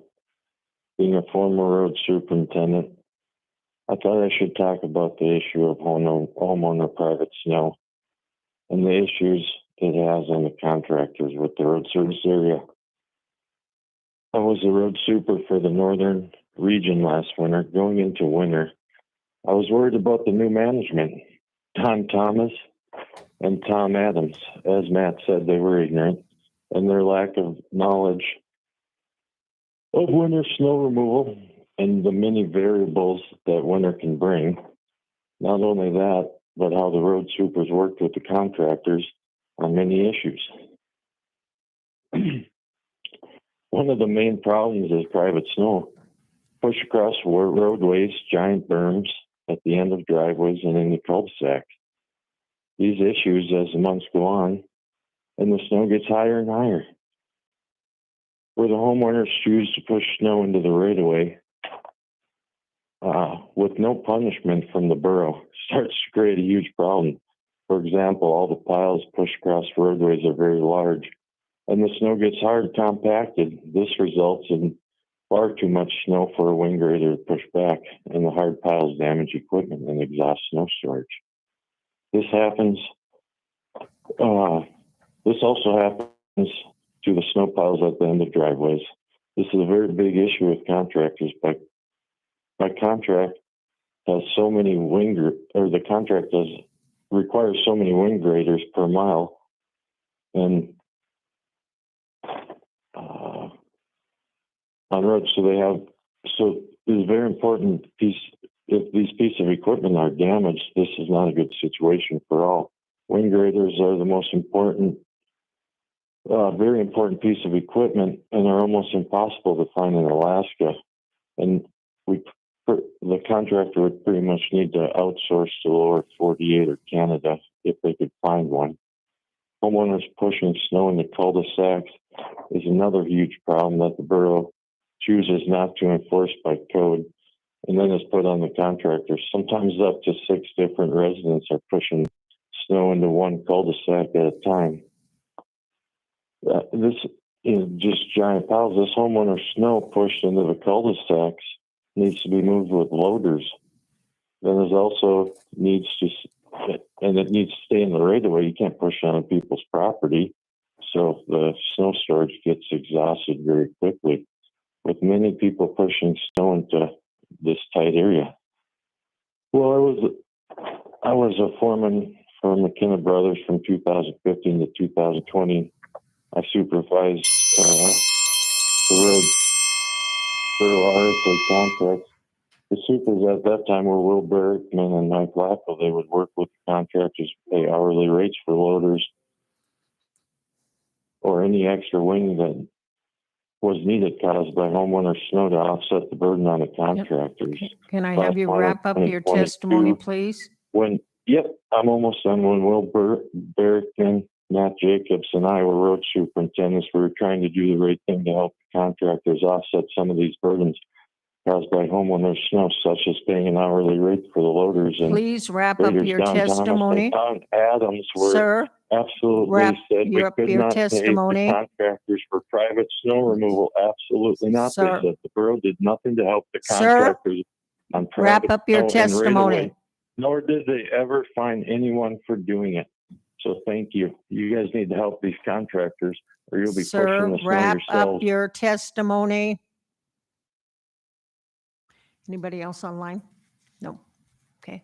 Anyone else here that would like to testify? Yes, come.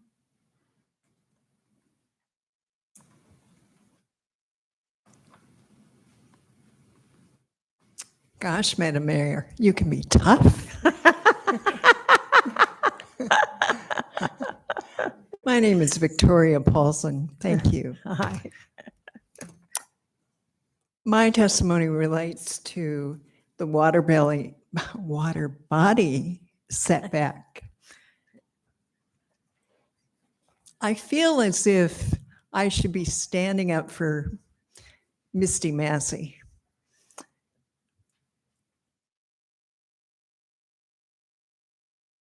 I've read her application. As someone who has been here almost exactly 20 years, I feel as if I'm still a newcomer in Alaska. But I feel strongly about what this committee will be doing. And although I don't know Ms. Massey, I sense, based on what I read from her application, that she's a capable, professional individual. At the same time, based on what I've learned about my assemblyman, Mr. Yount, he has an integral relationship with her because of their business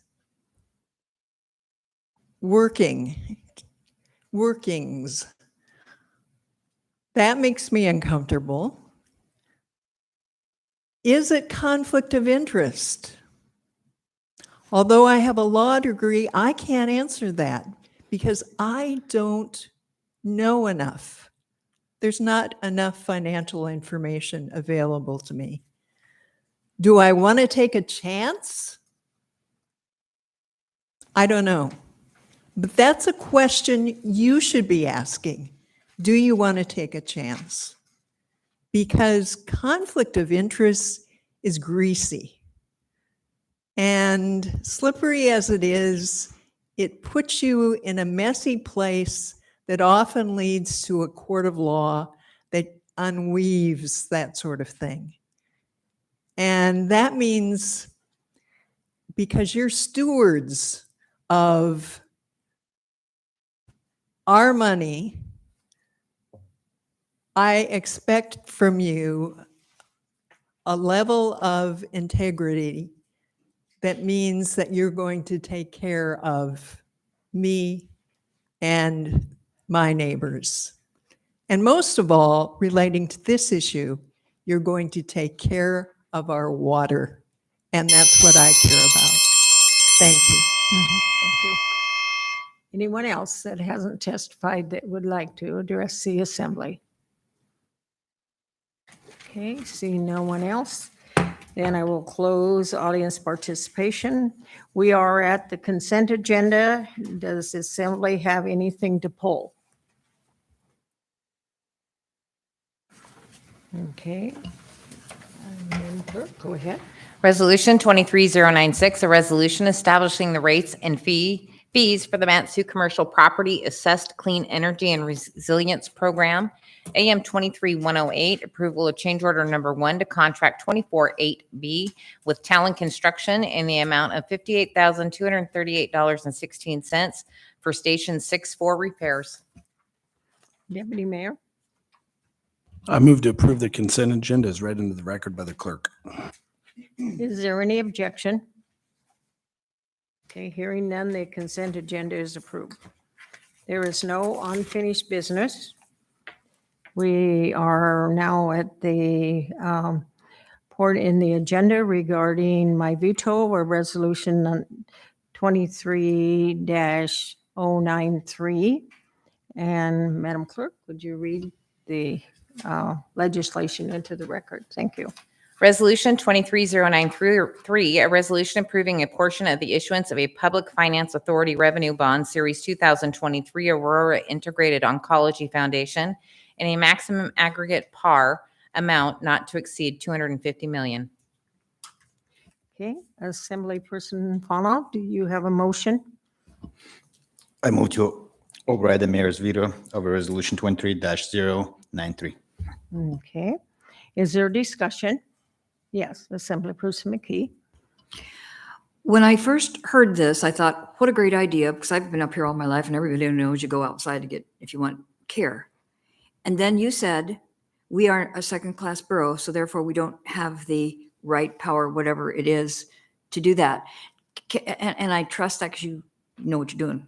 But I need to ask Nick, Sure. why do we really not have that power to what do we do here? Because for God, I would vote for 110%, but if we can't do it anyway, it's like, what? So it is not an illegal act for you to vote yes on this. You've seen the mayor's veto message. And I think the mayor's veto message, adequately frames her opinion on what the borough should be doing. Your question to me is this an illegal act? And that is like, could we get sued and it get undone? Is it somehow illegal if you vote for it? And the answer is no, this would not be an illegal act. The IRS code requires that the tax-free debt be approved by a governing body with jurisdiction. And if there's overlapping governing bodies, it can be any one of them. So do we have jurisdiction? Yeah, because it's in our Matsu borough. So if we have jurisdiction, it's not illegal, and it's said about 42 times in there that we would have there's no comebacks to us on that. Nobody can do anything to us, make us pay anything, or you know what I'm saying? No, they can't get back at us. So I'm at the point of what's not to like. That's not a question for me. Okay. Well, I don't know who it's a question for, but I think I'm going back to supporting the original approval of it. I don't know that the argument that we don't have jurisdiction, actually we do. Can you expand upon it? I disagree with the attorney. Have you ever disagreed with an attorney? Because the state law is very specific regarding the powers that we have, and health is not one of them. So anyway, our Assemblyperson Hale wanted to say something. Yeah, I was just going to say, we are not regulating or mandating any kind of medical procedures or medical facilities. So I don't believe that we require health powers to say, yes, we support this nonprofit getting tax exempt bonds. And so I continue to support this resolution. And I hope that the Assembly feels the way I do. Okay. Deputy Mayor, comments? This is tough. Looking at the basic laws of finance, it's baffling to me that the IRS even requires our voice on this. I really don't understand it, to be honest with you. I got lucky. I beat cancer. My mom got lucky. My grandma didn't get lucky. I was 9 when I got melanoma. I was 19 when my mom came to me and said, I finally own you. What are you talking about? She had just paid it off. Basic business laws, right? Like you look at profit margins in sectors that just exist and will never not exist. You have key players in these sectors, whether it's cancer or any other, it could be anything, right? It's not going to go away, and they're going to pass their costs on, right? So if their costs are higher, their services will be higher. That's how it works. And so I think, when you look at the basic law of finances, if it costs them $200,000 a year more to pay their debt service, they're going to pass that on. They have no choice. If they go out of business, we're all in trouble. We don't want to see any cancer providers go out of business or any road service contractors. We don't want to see them go out of business. We don't want to see, people that own apartments and provide affordable housing go out of business. You're going to take your costs, put your margins on it, out the door they go. That's just how it works. So this is a tough situation. Our mayor is correct. We do not have health powers. It is one of the three main reasons I ran for this office in 2020 was because we were getting ready to vote on becoming a first-class borough, which would have gave us emergency health powers. And I am adamantly opposed to a local government having emergency health powers. People need to make those decisions at home with their loved ones and with their doctors, not with their local government. With that being said, Nick's been here a long time, and so I'm going to support lowering their costs. And everybody needs to vote their conscience. I don't think we need to be upset with anybody based on their votes at the end of the night.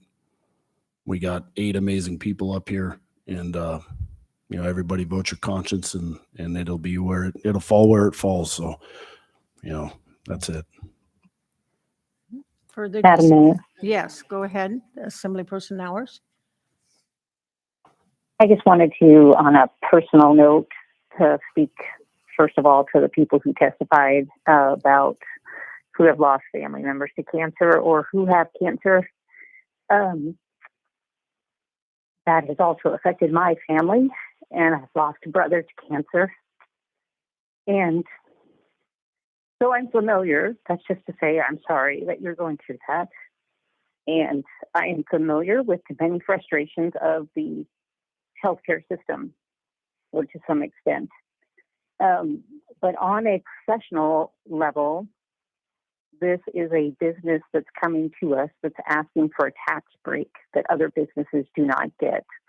And I would have no objection if our resolution simply said, we have held a hearing on your behalf and no one has objected.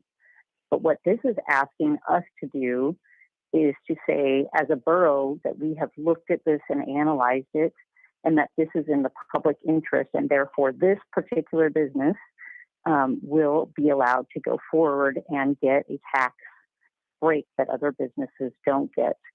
And although Ms. McKee is correct, there's nobody who can come back and hold us accountable for it. We also cannot offer any guarantee to citizens that this will, in fact, provide the things that people would be in the public interest: lower cost care, equipment, additional equipment. In fact, we have no control over what may happen as a result of this business decision. And so I am unable to support saying that this is in the public interest, because I do not have the ability to say that, and I do not have any levers to guarantee that will happen. And at the same time, I believe this business decision can go forward without the government, the borough, us as representatives, saying that that we have determined it's in the public interest.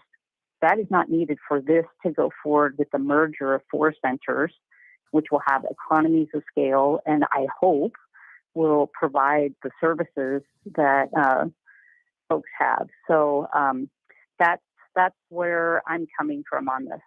So thank you. Mm-hmm. Yes, Assemblyperson McKee, go ahead.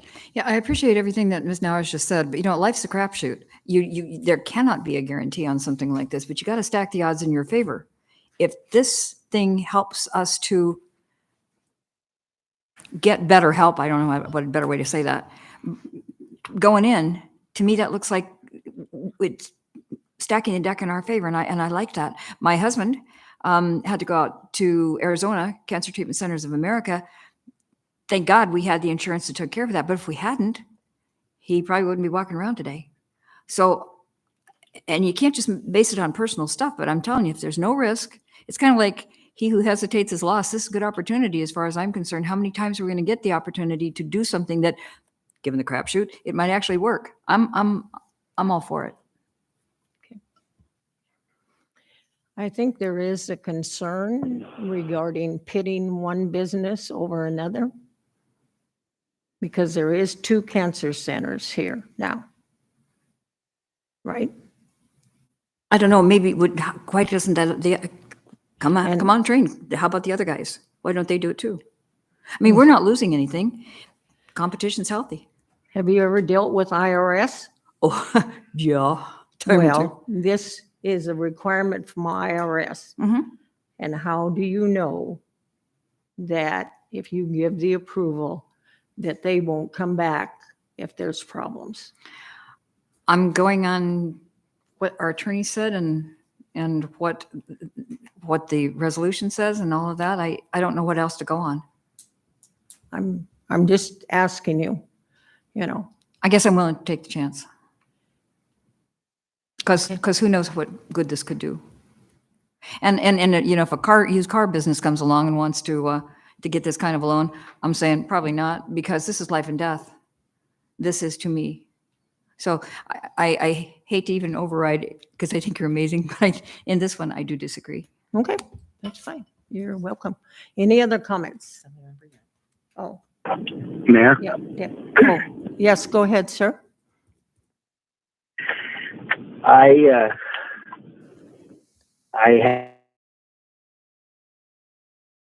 really respect you and support you 100%.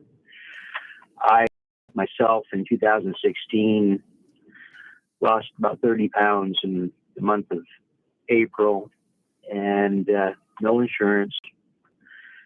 Went to Dr. Barnes. He says, Ron, go get some insurance. I went out, $1,400 a month insurance just on myself. Did some testing. Oh, you got stage 4 lymphoma. You got about 30 days to make up your mind on what you're going to do. And I was going to do it here in the Valley, and I got some mixed information saying, yeah, lymphoma is easy to beat, but you've got a real rare case, and but if we can get you through 5 years, maybe there'll be some better treatment in the future. And my wife had some questions for the doctor, and he kind of was blowing her off. So she got online and started looking up mantle cell lymphoma, and I ended up at MD Anderson under a clinical study, and was treated real well down there and survived it 18 months. But I was down there, and I made a commitment laying in that bed. I wanted to raise money for cancer somehow to help out. And I just feel like I should really support this. I had dreams of maybe hiking the pipeline with the dogs and the kids, trying to raise money or something with the dogs, labs retrieving the cure, for cancer. And I thought a little bit could have been part of that. But if I can do something to help somebody, I want to do it. Thank you. What guarantees do you have, sir?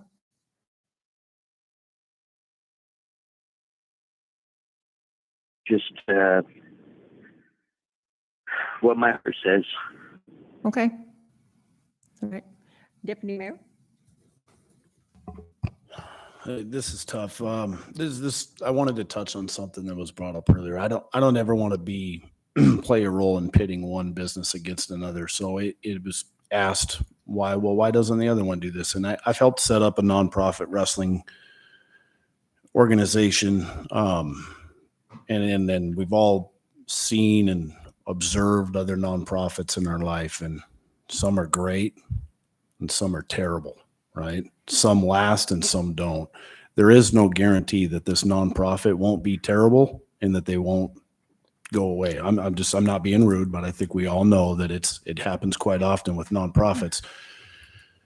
The good news is there is another business that's not a nonprofit, and I don't blame them for not wanting to be. It's a real big commitment to set up a nonprofit and to operate one. There's, instead of having one owner or a couple partners, now you have a board of directors you have to answer to, and so on and so forth. And some run excellent forever and some don't. So there are no guarantees on any of this. The good news is if they go out of business, on to the next. That's the beautiful thing about capitalism. They will get replaced overnight. So there is no right vote. There is no wrong vote here tonight, guys. Everybody just needs to vote their conscience. So I just wanted to touch on that. That's all I got. Further discussion? Yeah. Person Bonoff, go ahead. Yeah, my name being on there, I think I feel like I need to speak a little bit on that. And I understand to a lot of people, it's a very personal issue, and those that didn't go through cancer treatment had family members that did. We understand that cancer is a multi-billion-dollar industry. There's a lot of people that are getting wealthy off of that. There's a lot of money that goes through that. And like earlier assembly people speak, that's a concern when you have organization that and the people that will direct it might not necessarily align with the values that the Valley residents hold. And there's a big concern that I heard back from people that said, we don't want another organization that will work against our own interest and our own values. And we can only take them at their word and what they have done.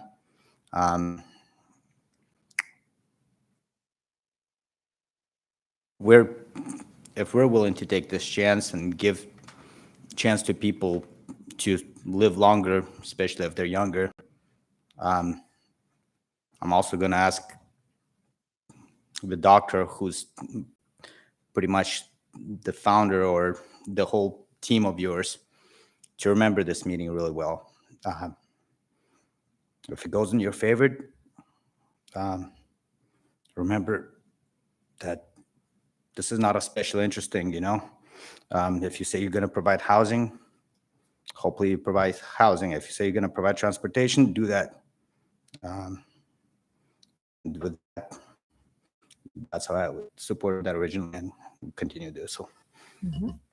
Further discussion by assembly approval? Okay, well, I'm going to put the attorney on the spot because the Title 29 is very specific regarding what we as a second-class borough can do. And so under which one of those powers that's listed there do you think we have the right to meddle in private business?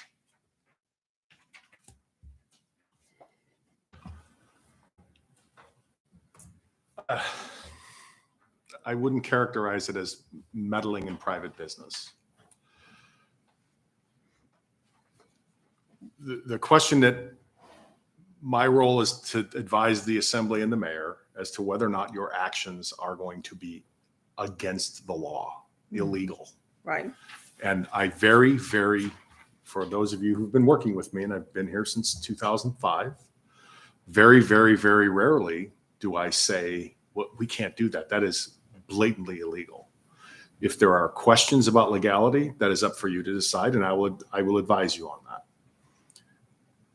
There is not a specific power enumerated in terms of the powers and duties in Title 29 as you laid out in your veto match. Mm-hmm.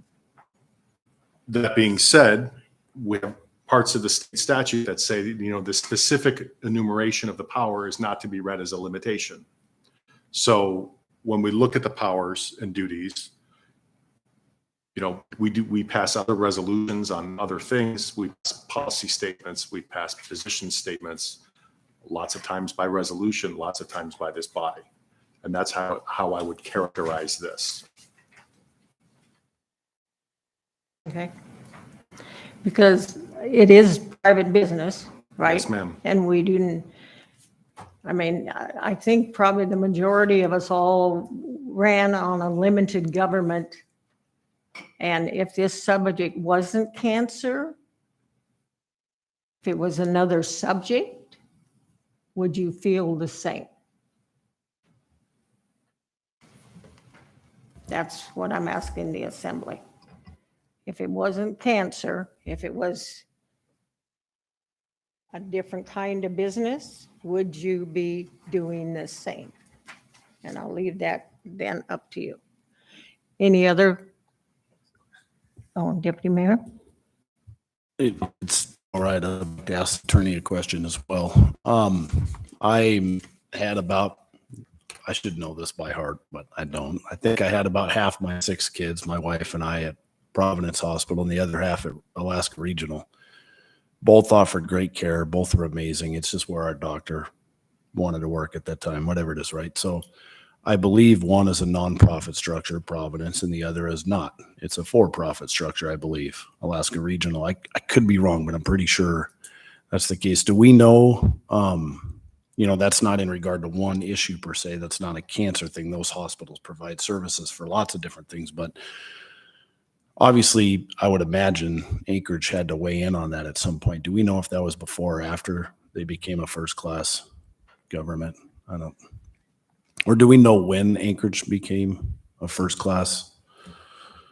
Well, Anchorage was always a been. unified home rule municipality in the 70s at some point. Because there was the borough and city of Anchorage, and then there was Eagle River. I've seen reference to Spenard as an independent municipality. Right.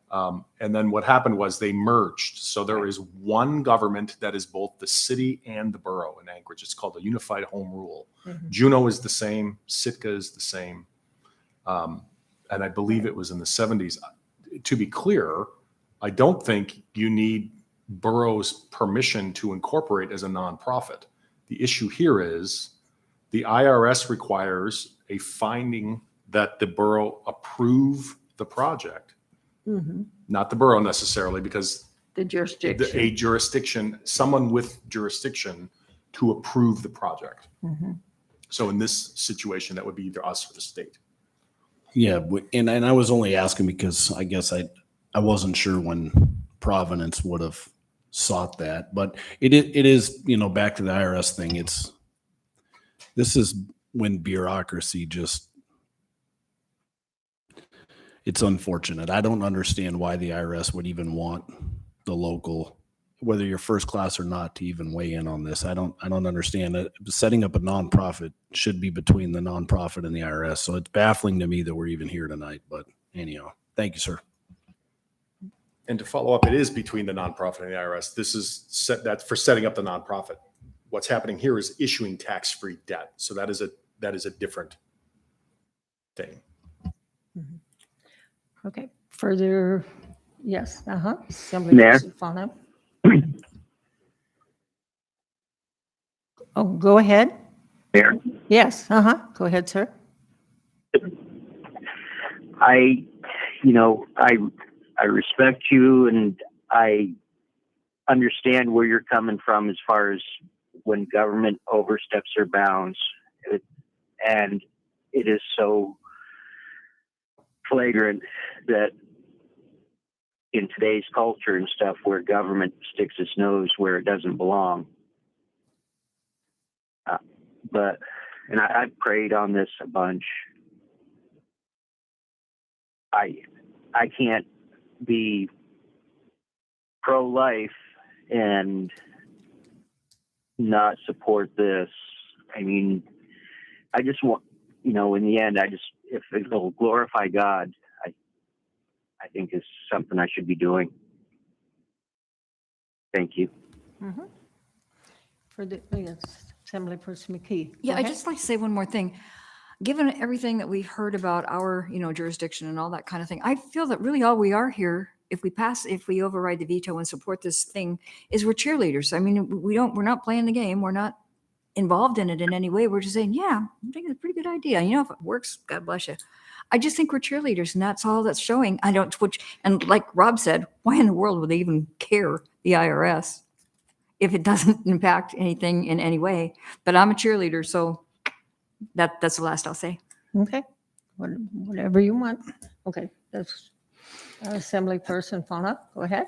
Whatever I said earlier still stands. I guess this choice would be, does this organization or sends money to DC, to Washington DC, or to, IRS, so that government can support wars somewhere to kill people, or do we keep it here for that money can stay here and help people fight the war for their life? That's it. Okay, further discussion? Okay, I think there probably is objection, so I think. Oh, sure, yes, Assembly Person 2, go ahead. So I'm not sure exactly how long ago, but I'll say 10 or 11, 12 years ago, I started a little bus company out here called Valley Mover. Everybody laughed at me, and I got to admit, it wasn't a very good business deal. There was definitely no money to be made. But what I did do is I seen the greater good that the buses were doing for our community. And yes, it didn't put money in my pocket, but it put money in all those pockets of the people that were riding on the bus. But I realized as my bank account was getting lower and lower and lower very fast, that I needed to do something. And so what I did is I gave that company to the people, and I made it a nonprofit. What I would tell you, though, is making it a nonprofit, it took it off of my back and it put it on a board's back. And then it really helped out. But what it did is a person that's in control and he likes to run his business and he likes to run everything how it needs to be done, that's all gone. It's not a business like that anymore. So you take on all these other obligations with all these other folks that run that business now. So you are no longer needed. So by these folks here, one thing it'll do is it'll allow them their dollars to actually mean more, because they'll be able to keep more of those dollars. But at the same time, they don't just have the doctor telling everybody what to do or what to do with the money or how to do it. He's got to answer to the board, and the board's the one that manages that. So by making a nonprofit, what he actually does is makes his business model actually a better model, because you actually get more input from a lot more people that can actually make it happen. And being that this is a medical deal, how can we not say that that's good for our community?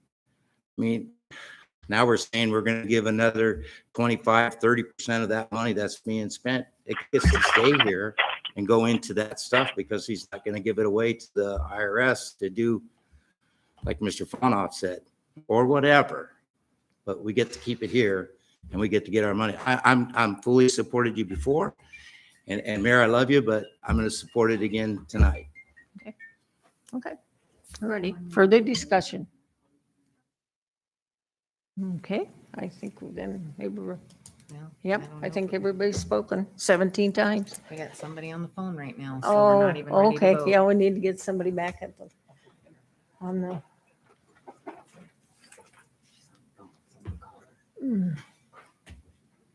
Here she comes.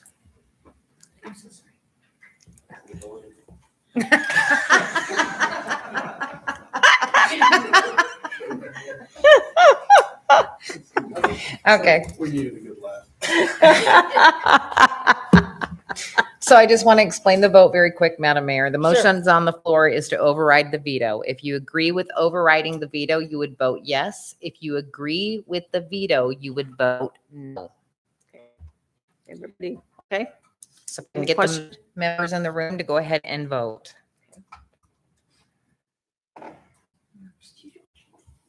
Assemblymember Yunt. Assemblymember Bernier. Yes. Assemblymember Nowers. No. Madam Mayor, the veto is overridden with Assemblymember Nowers opposed. Okay, thank you. Ready? The next item is new business. I got introduction for public hearing for October 3rd, ordinance 2390 with accompanying resolution 23094, ordinance 23091, ordinance 23092 with accompanying resolution 23097, Ordinance 23093 with accompanying resolution 23098. Ordinance 23095 and with accompanying resolution 23100. And for public hearing on November 21st, ordinance 23087, ordinance 23088. And that is it, Madam Mayor. Okay, Deputy Mayor? I move to introduce the legislation as read into the record by the clerk and set the public hearings for October 3rd, 2023 and November 21, 2023 respectively. Is there any discussion? Is there any objection? Okay, hearing none, the legislation is introduced. Next item is our vacancy report. Deputy Mayor? I move to confirm the mayor's recommendations as follows. Matt Sue, Borough, Fish and Wildlife Commission, Gabriel Kitter. Water Body Setback Advisory Board, CJ Cohn, Kendra Zamzow, Matthew LaCroix, Tim Alley, William Klebasaddle, Misty Massey, Carl Brent, Bill Kendig, and Jeanette Purdue. Is there discussion? Yes, Deputy Mayor, go ahead. Sorry. Thank you very much. So I want to back up a little bit to how this whole thing was born. So, and why I also think we should remove Misty from this board if we have a good option. So this was born in a conversation early last year from an elderly gentleman in my district who built this house prior to this ever being created. And it was within 75 feet. Never in a million years did I think that somebody could be in a position like that where they did it before it was ever created, where they might have issues where they can't improve their place, can't get a loan. That's called clouded title when you can't, well, you can get a loan, but from private lenders, it's not going to happen. Or it's going to cost you a lot of money. But all these things, I learned a lot about this when I talked to our attorney and our planning director, right? This was born with the intentions of helping those 674 or whatever it was homeowners. I've had multiple assembly members who are not here anymore call me and say, this is something I considered taking up, but didn't. I'm glad this is out of our hands. I'm excited about this committee. I'm the one that asked to set this up, right? I will tell you, so I had a gentleman call me today and he says, hey, there's some rumblings that you have a conflict with Misty Massey. What are you talking about? Well, she's a preferred lender on your website. What website? And I know that sounds crazy. This website was set up by a realtor over 5 years ago that my wife fired 3 years ago. That's okay. I will tell you, Misty's awesome. I think there was one or two other lenders on there that he told me too. It's fine. It doesn't matter. She's amazing. There's lots of amazing lenders. Get a new one, but have a lender. And if that means we have to postpone this part to make sure we have a lender, do not have 8 people on this board. We do not. There's a reason there's 7 of us. It's odd.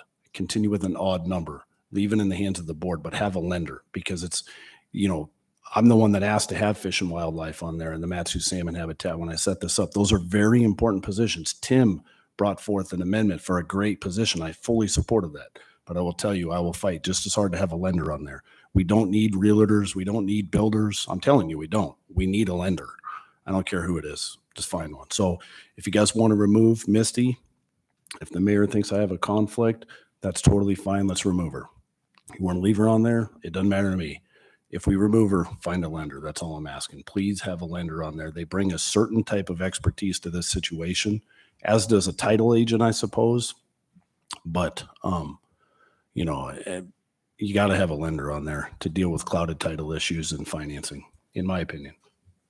The 674 people that built prior to this deserve that because they deserve answers. So that's all I got. Misty's great. There's tons of awesome lenders out here. I'm sure you guys could find one, no problem, right? So I just seen this list too, by the way. I've been at Moose Camp. I got home Saturday night. So I didn't have this list before. I didn't know who was on here. So and hopefully other lenders applied. I don't know.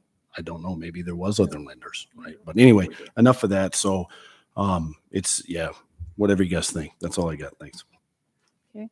Assemblyperson Hours, were you trying to say something earlier? Yes. Okay.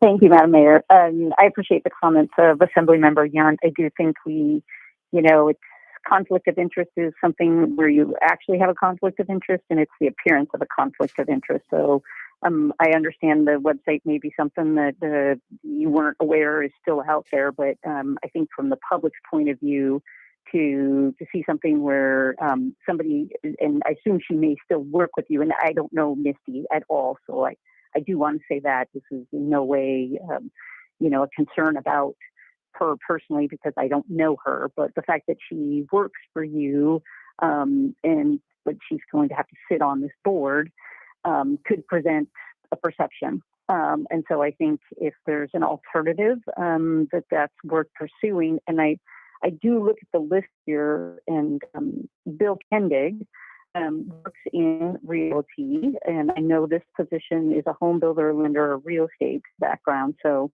it seems like, if of course it's the mayor's decision, but that could be an option, that Bill could take the position of the home builder, lending, or real estate background, and then we could look for an additional at-large person. And I also just want to say, I know we can't avoid all connections in the valley because we're a small valley, but this one just seems to stick out in particular because of that website. So I appreciate again, your comments, and I think we might have a solution here. And I don't know if that requires just postponing this vote tonight, but how we would go about that. But I think that would be a good thing if we did remove any sort of appearance of conflict, and I think we have an option. So thank you. Mhm. Yeah, Deputy Mayor, go ahead. I'd like to touch on something real quick and then offer something. So, Misty Massey doesn't work for me. So when I met her, she worked for First National Bank. I actually don't even know who she works for now. Right. Her husband, Doug Massey, wonderful guy. Guy I've known him my entire life. Worked for Fish and Game for I think 25 years. So I'm sure Misty would go home and get the expertise of another Fish and Game guy, which would be brilliant. Right. That's great. So, but Misty doesn't work for me. This is, she's a lender. There's lots of good lenders out here. I was told there was other lenders on that list today on that website or whatever. That's great. It's just recommending people that you think are going to help someone get a good loan. I don't even do residential loans. I get commercial loans for my stuff. So, and she's a residential lender. But anyway, Bill Kindig, I'm sure he's a wonderful guy. I'm sure there's a lot of wonderful realtors out here, but they are not lenders and they do not have that expertise. So, substituting Bill for Misty, and it's nothing against Mr. Kindig. I'm sure he's a wonderful guy, but he's even a good realtor. I've never worked with him on any transactions, so I can't say that specifically, but I can tell you he's not a lender. So I'm going to move to postpone this. I'm getting yelled at. I would like to postpone, but it's okay. The approval of the advisory board to the next meeting so that we can find a different lender. But I'll let the clerk talk. I apologize. So what is before you right now is the mayor's recommendations. If you're wanting to move people around, that's going to take another meeting because this is what's before you right now. What you could do is move to divide the question to take the appointment of Misty Massey separately. And then that way you can appoint everybody else and the other person that's on this vacancy report. Mm-hmm. And then you can vote Misty Massey down. Mm-hmm. We got Assembly Member 2 and then Assembly Member Fonoff. Yeah. Well, Assemblyman 2, go ahead. Can I ask Rob, do you feel like you have a conflict of interest? This is a very small town, and if I want to go get my car worked on, chances are I'm going to get the same guy, or there's just not a lot of people. And you're in the selling business, right? You sell real estate all the time, so there's all these people is going to be there, right? So do you feel that you have a conflict of interest with Missy Massey? It's not fair for me to determine that, right? So I don't want to do anything that might perceive there is. I'm not actually in the business of selling. I think when this calendar year ends, my wife will have sold one house. Guys, I build apartments. I think we know that. I build apartments and I keep them. That's what I do, right? So I built houses, a lot of them when I was younger. I haven't done that, and I don't want nothing to do with it. My wife's going to sell one this year, maybe two, but probably only one before the calendar year ends. Do I have a conflict? I've never done a loan with Misty Massey. I don't even do residential loans. Is she great at what she does? Yeah, she was brilliant in F&B. I used to send clients to her all the time. I have multiple lenders that I recommend. There's lots of them out there. So if I personally am going to attempt to divide this question, but really, do I have a conflict? I would say that's for the mayor, are in the attorney to determine. I don't know. I've never done a loan with Misty personally. I do commercial loans. I don't borrow money on houses. I borrow money on big chunks of units at a time. So anyway, that's for, others to determine. I don't know if I have any power, but I'd say that you have no conflict and we should just keep moving on. Can I? Yes. Same thing. Because if the perception was out there that she does business with him, you say, well, see, maybe I better not approve this loan for this guy because he didn't put, you know what I'm saying? You don't have that if you've never actually had a loan approved or by her. That's what you're saying, right? Misty Massey is a residential lender that was at NDA. Yeah. I don't know where she's at now. I guess I've never done a residential loan with Misty Massey. My wife probably sends her people. I don't know. Guys, there's lots of good lenders. I'm going to attempt to divide this. Yeah. I don't think I have a conflict. That realtor that created this website was fired over 3 years ago. He's a great guy too, by the way, but I didn't fire him. So I'm not the boss. So I don't want anybody to think there's a conflict, period. And so I'm going to attempt to divide the question here as was offered up by our clerk and, Madam Mayor. Yes, go ahead. I would like to divide the question to take the appointment of Misty Massey and Bill Kendig separately. And I would just say a couple things. One is, again, coming back to the perception, and I understand what Assemblyman Misty, and again, I do not know her, but it's a perception of how people may view the outcome of this board. So I think there is a value in erring on the, side of conservativeness, that you just try to avoid that, because there's many good people. Like you said, there's many other lenders out in the valley.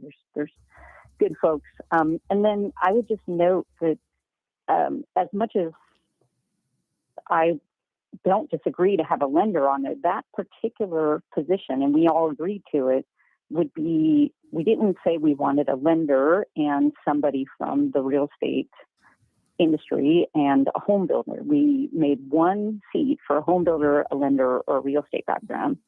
So in looking at the balance of the board, I don't know that it's a great thing to have two people from those backgrounds. So again, I think this would allow us, by dividing the question, this will allow us to move forward with the other folks, and then we can kind of come back to this position and see if we can find somebody, and maybe it's a lender, and then maybe Mr. Kendig also to stay at large, although I think we should also be cautious about that, because we've made one position for home builder lending in real estate. So we potentially, if we confirm Misty and Bill, we would have a lender and a realtor on there. And so I look at that too in terms of the composition of the board. So I need to divide the question to take the appointments of Misty Massey and Bill Kendig separately. Point of clarification. Yeah, let's just do one name at a time for the dividing the question, I think. That's not how that works. Oh, okay, go ahead. Point of clarification. Would we be taking Misty and Bill at the same time, or would we have Misty and then Bill separately? That's what I said. I thought that it should be one at a time, but the clerk says no. Well, you can't move it once at a time. You can't do that. So she can make the motion, and I needed to clarify with her. I haven't gotten there to ask that question yet. Okay. Because the first thing you vote on is the division of the question. Okay. And then you vote on the rest of the vacancy report. Okay. So you couldn't have then pulled him later. That's not how that works. Okay. And the way that you vote on it. Okay, so the discussion then is on dividing the question. Oh, we're only talking about dividing the question? Yeah, so that, keep the discussion on whether we should divide the question. That means take different ones individually and don't take it as a group. Okay, so if I vote yes, and we're dividing the question to be individual, one person at a time. Well, not necessarily, not everybody, but different ones, whoever makes a motion. Yeah. No, I really don't understand. Can I ask the question of Sure. Assemblymember Nowers, if Sure. that was her intent to take Miss Massey and Mr. Kendig separately different votes on each of them?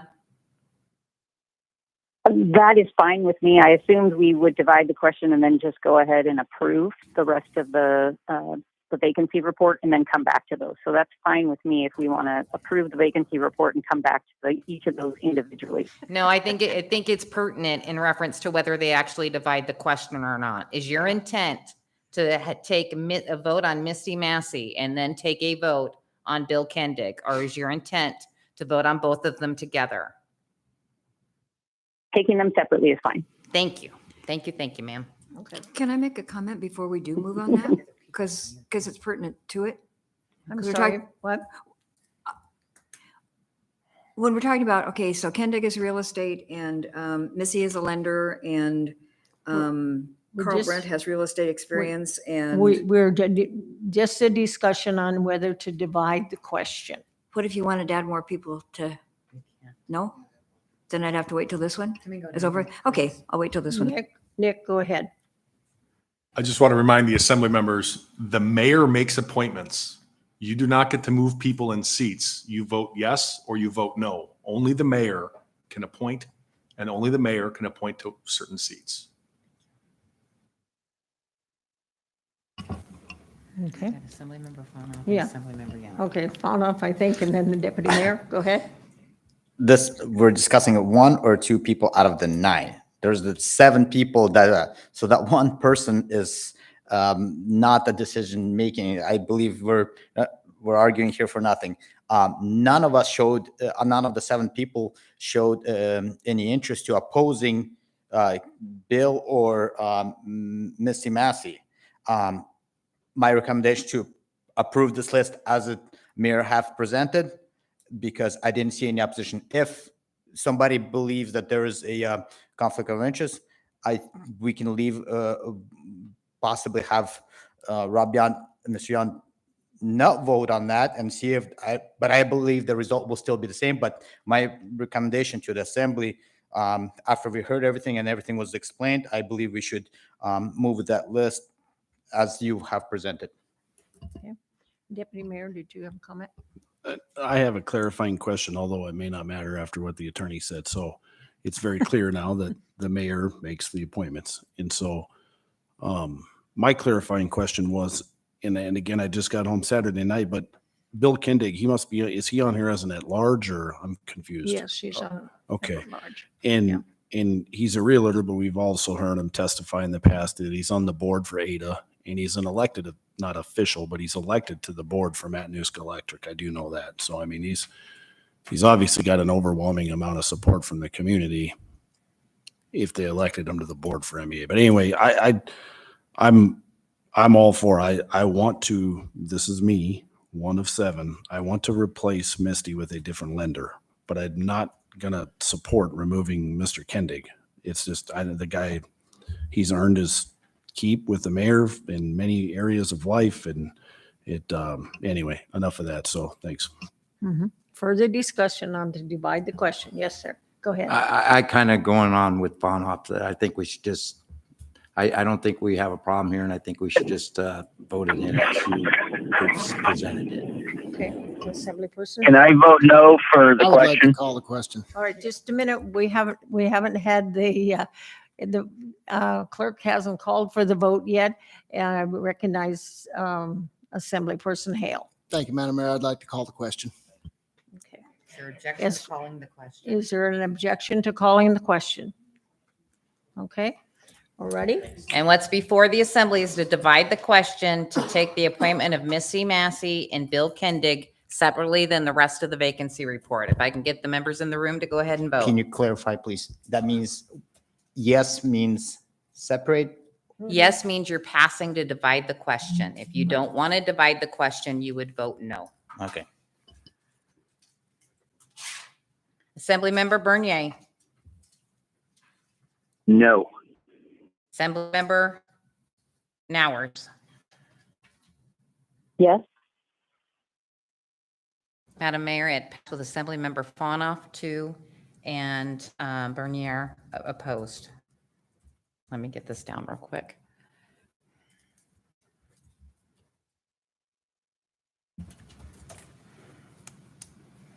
Okay, what is directly before the assembly right now is the approval of the rest of the vacancy report without Misty Massey and without Bill Kendig.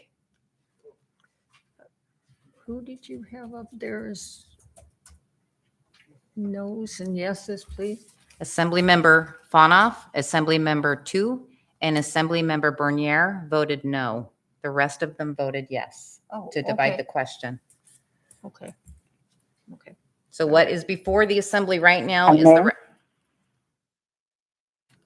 Go ahead. Clerk will correct me if I'm wrong, but I think we need to make a motion to move Misty Massey forward. No. Like to make that. No, that those Okay. motions are Sorry. already on the floor. Assemblymember Nowers, the motion right now is to approve the rest of the vacancy report. And then you go back to what you divided the question to. The rest of the Okay, thank you. vacancy report right now is on the floor. Discussion on the rest of the vacant, yes, Assemblyperson McKee. Yeah, we have, this is like 9 members on this board, right? What are these other 2 folks, LaRue and Rachel's, that are kind of hanging over there on the left? Because there's 9 over there already on the right. What are Okay. those folks? In previous vacancy reports, we have listed the people that have applied.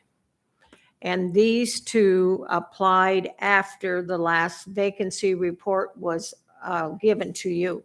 So that's just 2 people that came in at the last moment because they could, that first Friday in September is when the applications were due. And we had to have the vacancy report to you by that Monday. And so those 2 people applied during that period of time. So they were eligible to be appointed, but until you had not been notified that they had applied until you saw it here. Yeah. But I didn't choose them because the Oh. ones on the right are the ones I chose. Okay, all right, thank you very much. Okay. So they don't, I just have them Okay. up there. Already.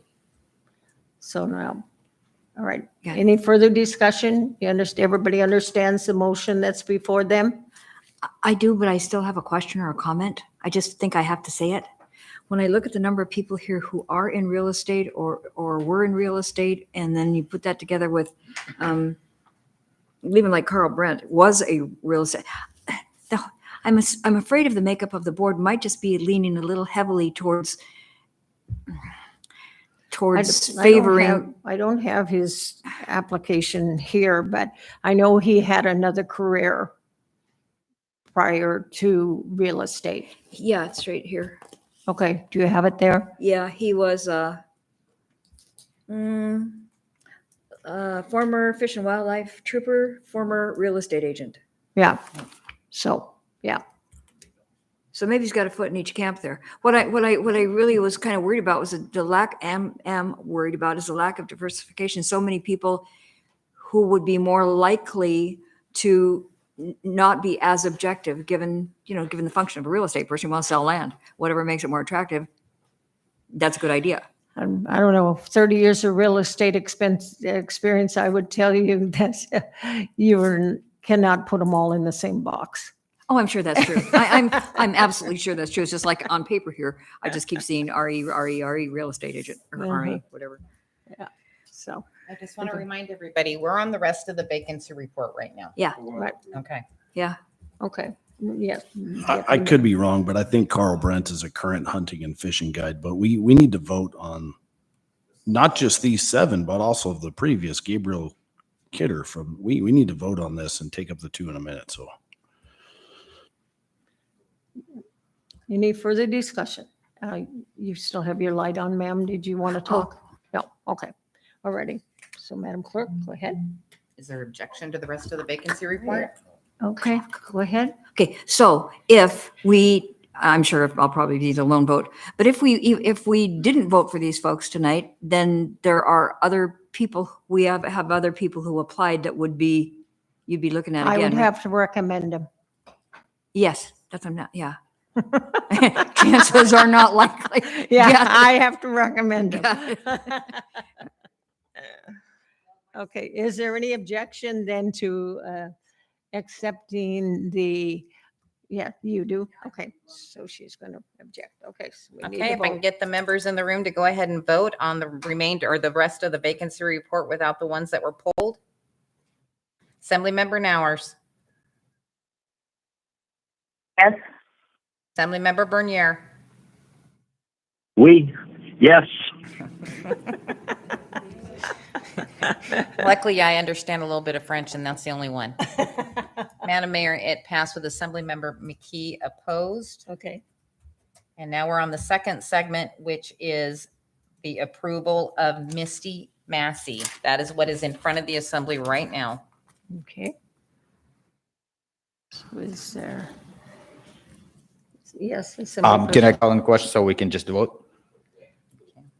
You can. Yeah, I do that. Okay. Is there, I guess I can ask for objection. Right. And we have objection. Okay. The motion that's before the assembly right now is to calling the question to stop debate. And there has been objection, so the members in the room can go ahead and vote.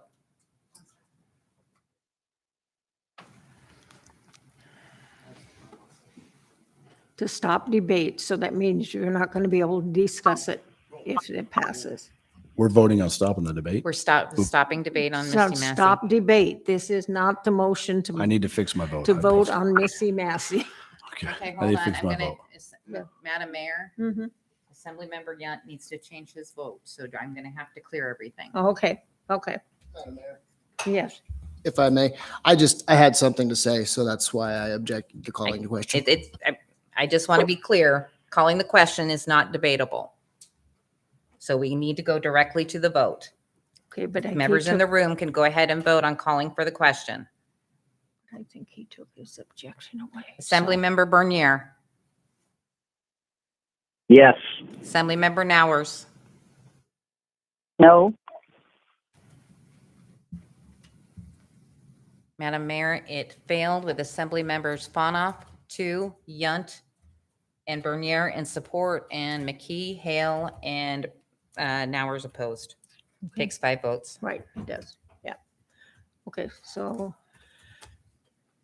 now we open for the motion for either for Missy, right? You're Okay. on debate for appointment of Misty Massey. Okay, yes. Assemblyperson Hale. Yeah, thank you, Madam Mayor. I just wanted to say, I do think that Mrs. Massey's husband will give her an extra edge of expertise over any other lender we might choose, being as he was a fish and wildlife for a very long time. So I know that there has been, some mention of an appearance of conflict, but I don't believe that there is a conflict. And her ability to talk over her husband, the issues, I think gives her an edge over another candidate. Further discussion on the motion to approve. That's a motion to approve, right? The Missy motion's on the Massey. floor, yeah. The motion on the floor to approve Missy Massey. Okay, Just Massey. just Massey. Yeah. So we need to ask if Okay. there's objection. Is there objection? Object. Okay. If the members in the room could go ahead and vote on the appointment of Missy Massey. Assemblymember Nowers, No. Assemblymember Bernier. Yes. It passed with Assemblymember Yunt and Assemblymember Nowers opposed. Now the motion for Bill Kendig. Correct. And now we are on the appointment of Bill Kendig, Madam Mayor. Okay. And Madam Mayor, Yes. Go ahead. if I could just speak very, very briefly to that. When we set up the board composition, we were very specific about a person from a home builder, lender, or real estate background. So I recognize Mr. Kendig has many community positions out here, but he is also a realtor. So I just think in terms of the public faith in this board, that's why I'm bringing up the issue with Mr. Kendig. I didn't realize there was another person I heard Ms. McKee say who has a background in real estate, but is no longer working in that. So I'm just trying to avoid that. Any appearance, and absolutely it's the mayor's decision, but I think we we were very specific about having only one person from that background, and that is why I don't think we should move Mr. Tendig forward. Further, yes, Assemblyperson Hale. Yeah, I concur with Assemblymember Nowers. We've got a number of people who with the realtor background, and we've got our lender seat filled. So I concur with Mrs. Nowers. Okay. Further discussion? I still support I think Mayor's nominations. Okay. Yes. Ron, was that you? Mayor? Yeah, Ron? Yes, ma'am. I strongly think that Bill Kindig would bring a lot to the table with his past experience and stuff. And Assemblymember 2? I believe Bill will bring a lot to the table. He wears several hats. He's got years and years and years into the valley. I think he's a great nomination, and I think we should move forward with him. Okay. Okay. Further discussion on the motion? Okay, and I will assume there is objection to the motion. Okay, Madam Clerk? The members in the room can go ahead and vote on the appointment of Bill Kindig. Thank you. Assemblymember Bernier. Yes. Assemblymember Nowers. No. Madam Mayor, it passed with Assemblymember McKee, Hale, and Nowers opposed. Okay. So we're over and done with that. A long way around there, guys. Okay. All righty. So there is no new business and there are no referrals. There are no reconsiderations. And Deputy Mayor, we're ready for you. I move to enter executive session for Or matters. should I do those? I'm sorry. Oh, I'm comments? sorry. Oh, Yeah, I'm I guess sorry. we were going to do comments first. So we'll go ahead and go online for Assemblyperson Nowers. We're going to do the parting comments prior to the executive session. So Assemblyperson Nowers, comments? Yeah, just wanted to apologize for not being able to be there in person. I'm overseas on a family trip, and just wanted to share as well that the place I'm at is Normandy in France, and it's amazing. We did a tour today of the D-Day invasion. It's amazing the appreciation and the amount of monuments dedicated to our military for their efforts for liberating France from the Nazis. So I just wanted to share that. It's really heartwarming to see it, and amazing to learn about some of what happened over here that many years ago. Okay. Assemblyperson Bernier, parting comments, sir?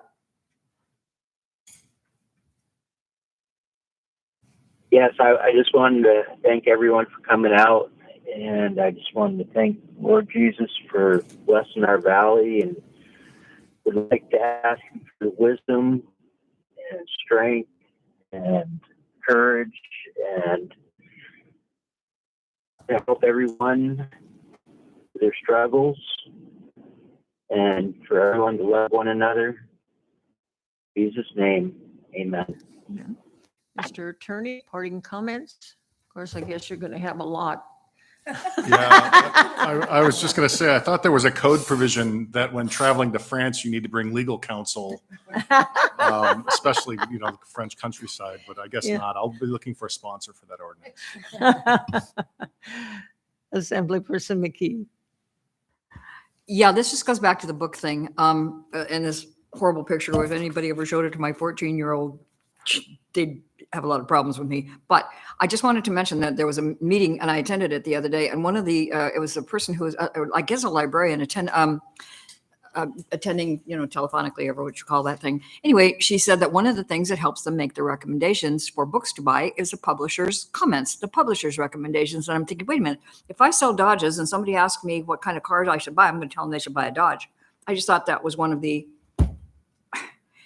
most uninformed, disingenuous, whatever answer, stupidest maybe would probably be a good word. You don't ask somebody to sell their product to you and be objective about it. Just had to say that. Thank you very much. Similar to Assemblyperson Hale. Parting comments? Yeah, I'll be brief. My winter season is starting up on October 9th, so I'll be leaving town, going up to the slope. So I'll be attending telephonically for most of the winter as usual. So thank you for your patience with me. Parting comments? Madam Clerk, parting comments? I just want to mention before we go into executive session, we probably should extend the meeting. And I also want to tell Assemblymember Nowers and Bernier, it will take me a minute to get downstairs to get the executive session line up and going. Okay. Deputy Mayor, parting comments, and then if you want to extend the meeting, please. I'll start off by making a motion to extend the meeting until midnight. Okay. Is any objection? We're not doing this again in a little while. Okay. Do you have parting comments other than that, sir? I do, yes, ma'am. Thank you. You know, everybody voted their conscience tonight, and I just it's not always an easy thing to do, but I commend everybody for doing that. So I hope there's nobody upset about anybody's votes tonight. We have, like I said, 8 brilliant, amazing, Borough loving elected officials up here, and I want to touch on the books thing for a minute too.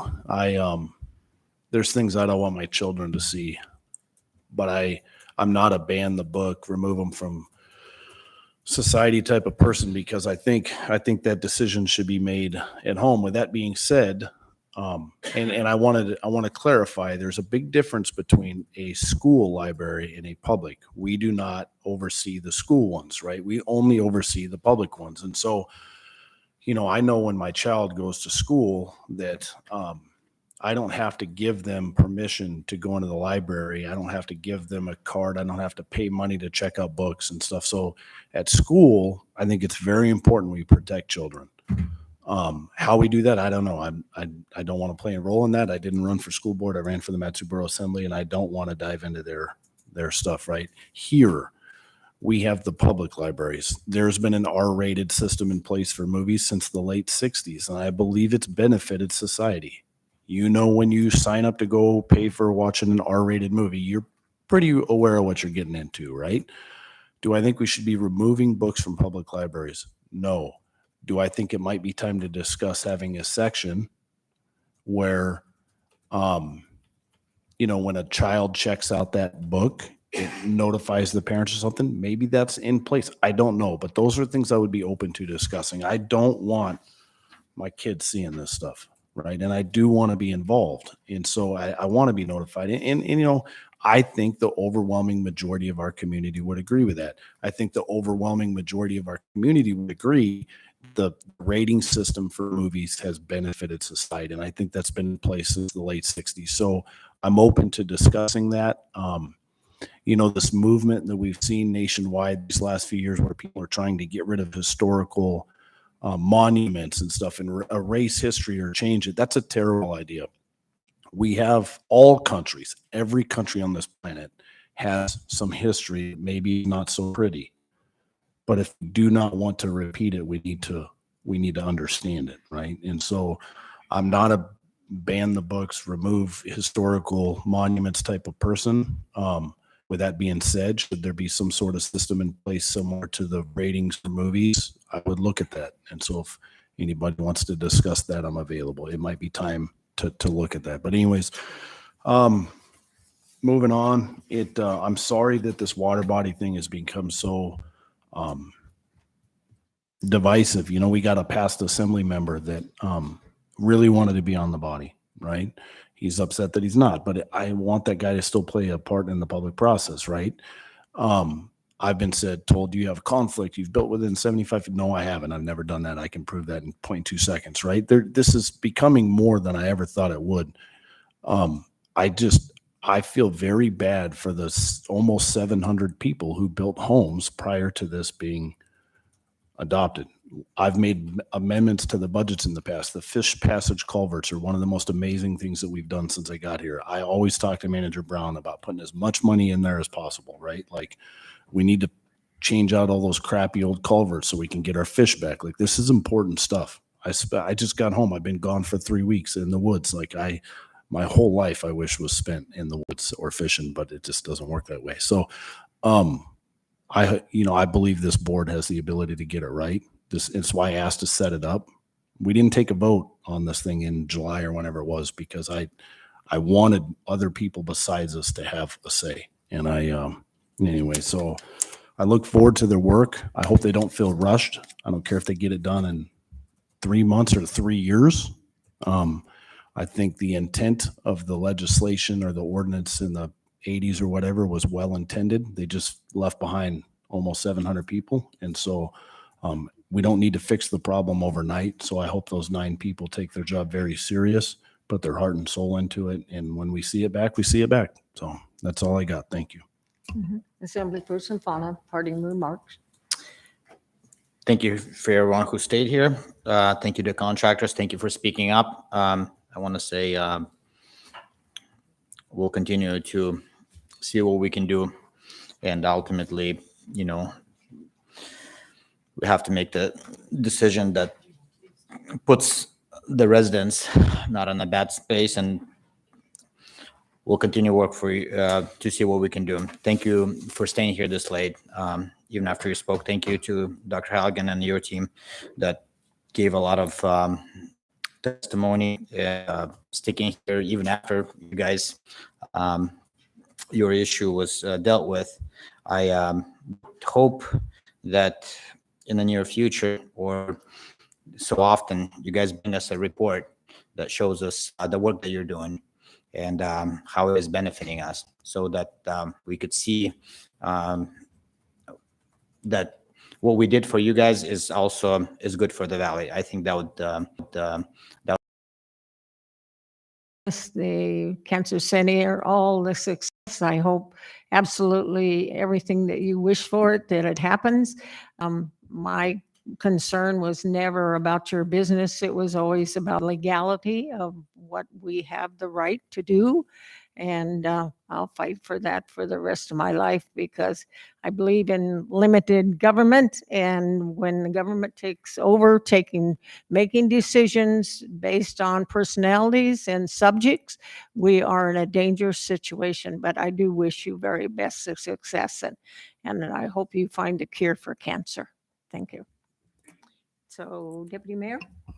I move to enter executive session for matters which the immediate public knowledge of would clearly have an adverse effect upon the finances of the borough, and matters which by law, municipal charter, or ordinance are required to be kept confidential, and to discuss matters involving consideration of borough records that by law are not subject to public disclosure, and discussion of matters subject to attorney-client privilege. In particular, to discuss snow removal claims submitted by road service area contractors. Those in executive session will be the mayor, the assembly, the manager, the clerk, Cheyenne Hendel, Russ Kraft, Tom Adams, I'm sorry, Tom. And it says in Russ Kraft again, but we already got Russ, so. I forgot the attorney. Could you say any attorney? And especially the attorney.